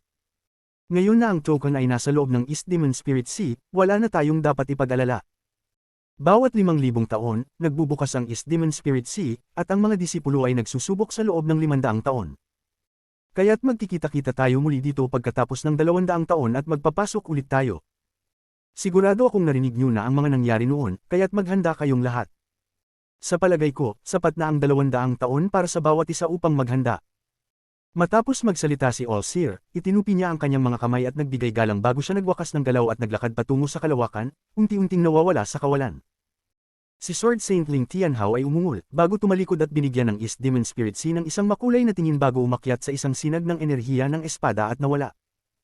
Pagkatapos nila, ang mga natitirang matatandang kalaban ay nag-isip ng iba't ibang mga bagay, at naghiwa-hiwalay sa mga grupo ng 3 o 5 at umalis na. Ang paligid ng East Demon Spirit Sea ay bumalik sa katahimikan, tulad ng dati. Ang dagat ng mga lumulutang na bagay ay patuloy na gumagalaw at nagbigay ng misteryosong aura. Ang pulang at berdeng liwanag ay patuloy na kumikislap sa dagat. Ang Sword Saint Ling Tianhao ay nagbago at naging isang sinag ng enerhiya ng espada habang dumaan siya sa kalawakan. Ang lokasyon ng Dalu Sword Sect ay hindi sa planetang Tianyun o isa sa 5 planetang umiikot dito, kundi sa isang malaking planeta na dinala dito ni Ling Tianhao. Bagamat hindi kayang talunin ng planetang ito ang Tianyun, ito ay mas malaki kaysa sa 5 planetang umiikot sa Tianyun. Ang planetang ito ay mayroon ding masaganang espiritual na enerhiya at angkop para sa mga nag-aaral ng pagninilay. Itinatag ni Ling Tianhao ang Dalu Sword Sect dito. Pinangalanan ni Ling Tianhao ang planetang ito bilang Dalu. Napakabilis kumilos ni Ling Tianhao habang tinatablan ang atmosfera ng planeta. Direkta siyang pumunta sa kanyang pribadong lugar ng pagsasanay sa silangang bahagi ng planeta. Kailangan kong gamitin ang 200 taon ng panahong ito upang linangin ang Celestial Sword. Pagsasamahin ko ang 9 na espiritu ng mga demonyong hayop upang gawing isang demonyong espada ang Celestial Sword na ito. Sa panahong iyon, ang tsansa kong makuha ang token ay madodoble. Ang mga mata ni Sword Saint Ling Tianhao ay kumislap at siya'y nawala sa kanyang pribadong gusali. Tungkol naman sa Allseer, nang bumalik siya sa planetang Tianyun, agad siyang pumasok sa 7 kulay na tore sa tuktok ng 3 bundok. Umupo siya sa loob ng tore at may ilang itim na mga buto ng hayop sa paligid niya. Ang mga butong hayop na ito ay sobrang makinis at kumikislap. Naglalabas din sila ng masamang aura. Ang aking disipulo na si Wang Lin ay isang tao ng malaking kapalaran, hindi ko lang alam kung gaano pa karaming kapalaran ang natira sa kanya. Ang ekspresyon ng All-Seer ay kalmado habang iniabot ang kanyang kanang kamay at lahat ng mga buto ng hayop ay lumipad patungo sa kanyang mga kamay, pagkatapos ay ipinalo sa lupa. Ang mga mata ng All-Seer ay kumislap. Maingat niyang sinuri ang mga buto at unti-unting sumilip ang isang bahagyang ngiti. Ang loob ng pintuan patungo sa East Demon Spirit Sea ay nasa ganap na kaguluhan. Maaaring sabihin na ang lugar na ito ay isang kaharian sa sarili. Marahil may mga tao dito na nakakaalam kung gaano kalaki ang lugar na ito, ngunit malinaw na hindi isa si Wang Lin sa kanila. Nang siya ay tumawid sa pintuan, pakiramdam niya ay naglakad siya sa tubig at pumasok sa kailaliman ng isang karagatang. Sa harap niya ay isang malawak na desyertong lupa. May langit, lupa, at pati na dagat ang lugar na ito, ngunit hindi ito isang planeta para sa pagsasanay. Wala ni isa mang tao sa kasalukuyang lokasyon ni Wang Lin. Ang tanging bagay na naruroon ay isang walang katapusang desyerto. Ang iba pang 9 na tao mula sa Heavenly Fate Sect ay nahati nang pumasok sa pintuan. Sa ngayon, wala siyang kaalaman kung nasaan sila. Ang East Demon Spirit Sea na ito ay talagang iba sa kahit saan pa akong napunta. Parang ang lugar na ito ay mas tulad ng mundong mortal kaysa isang lugar na puno ng mga yaman. Ang mga mata ni Wang Lin ay kumislap, saka siya nagpalawak ng kanyang divine sense at lumipad pataas. Siguro ang ibang mga tao na pumasok dito ay sa pilitang pinaghiwalay ng pintuan tulad ko at maghahirap sila sa East Demon Spirit Sea ng mag-isa. Sinabi ni Sun Yunshan na ang paglalakbay patungong East Demon Spirit Sea ay tatagal ng 500 taon. Ibig sabihin, kailangan kong manatili dito ng 500 taon, nanatiling kalmado si Wang Lin habang patuloy siyang lumilipad at nag-iisip. 500 taon ng panahoy para sa mga mortal ay maraming salinlahi, pero para sa mga nag-aaral ng pagninilay, isang iglap lang ng daliri. Gayunpaman, sa mga 500 taon na ito, marami akong dapat gawin. Kailangan kong maabot ang major completion ng Celestial Slaughter Art. Ito ang pangunahing prioridad. Gayun din, kahit na makawala si True Senador, hindi niya kailanman mahuhulaan na nandito ako, kaya't mayroon akong dagdag na 500 taon, ang mga mata ni Wang Lin ay kumislap at naglabas siya ng isang bahagyang ngiti. Kanina, narinig niya kay Sun Yunshan na kapag pumasok ang isa sa East Demon Spirit Sea, kailangan nilang manatili doon ng 500 taon. Nang marinig ito, nagdesisyon siyang kailangan talagang pumasok sa East Demon Spirit Sea. Hindi maaaring hindi aminin na ang taong kinatatakutan ni Wang Lin ay si True Senador mula sa Land of the Ancient God. Kapag nakawala ang taong iyon, ang unang gagawin ni True Senador ay hanapin si Wang Lin. Napakahirap talunin ni Wang Lin si True Senador sa kasalukuyang lakas ng kanyang pagninilay. Dahil dito, nagsasanay si Wang Lin ng Celestial Slaughter Art ng mabilis upang gawing mga life seals ang kanyang life force. Alam niyang hindi niya kayang talunin si True Senador, kaya nais niyang matutunan ng isang spell na makakapagligtas sa kanya. Tanging kapag naabot ng Celestial Slaughter Art ang major completion at nakabuo siya ng maraming life seals ay makakayang labanan si True Senador. Ito ang pangunahing layunin. Nais ko ring malaman kung anong antas ng pagninilay ang maaabot ko sa loob ng 500 taon, ang mga mata ni Wang Lin ay kumislap ng kakaibang liwanag habang lihim niyang iniisip. Mayroon ding usapin tungkol kay Senior Joey. Isa pa itong dahilan kung bakit ako narito.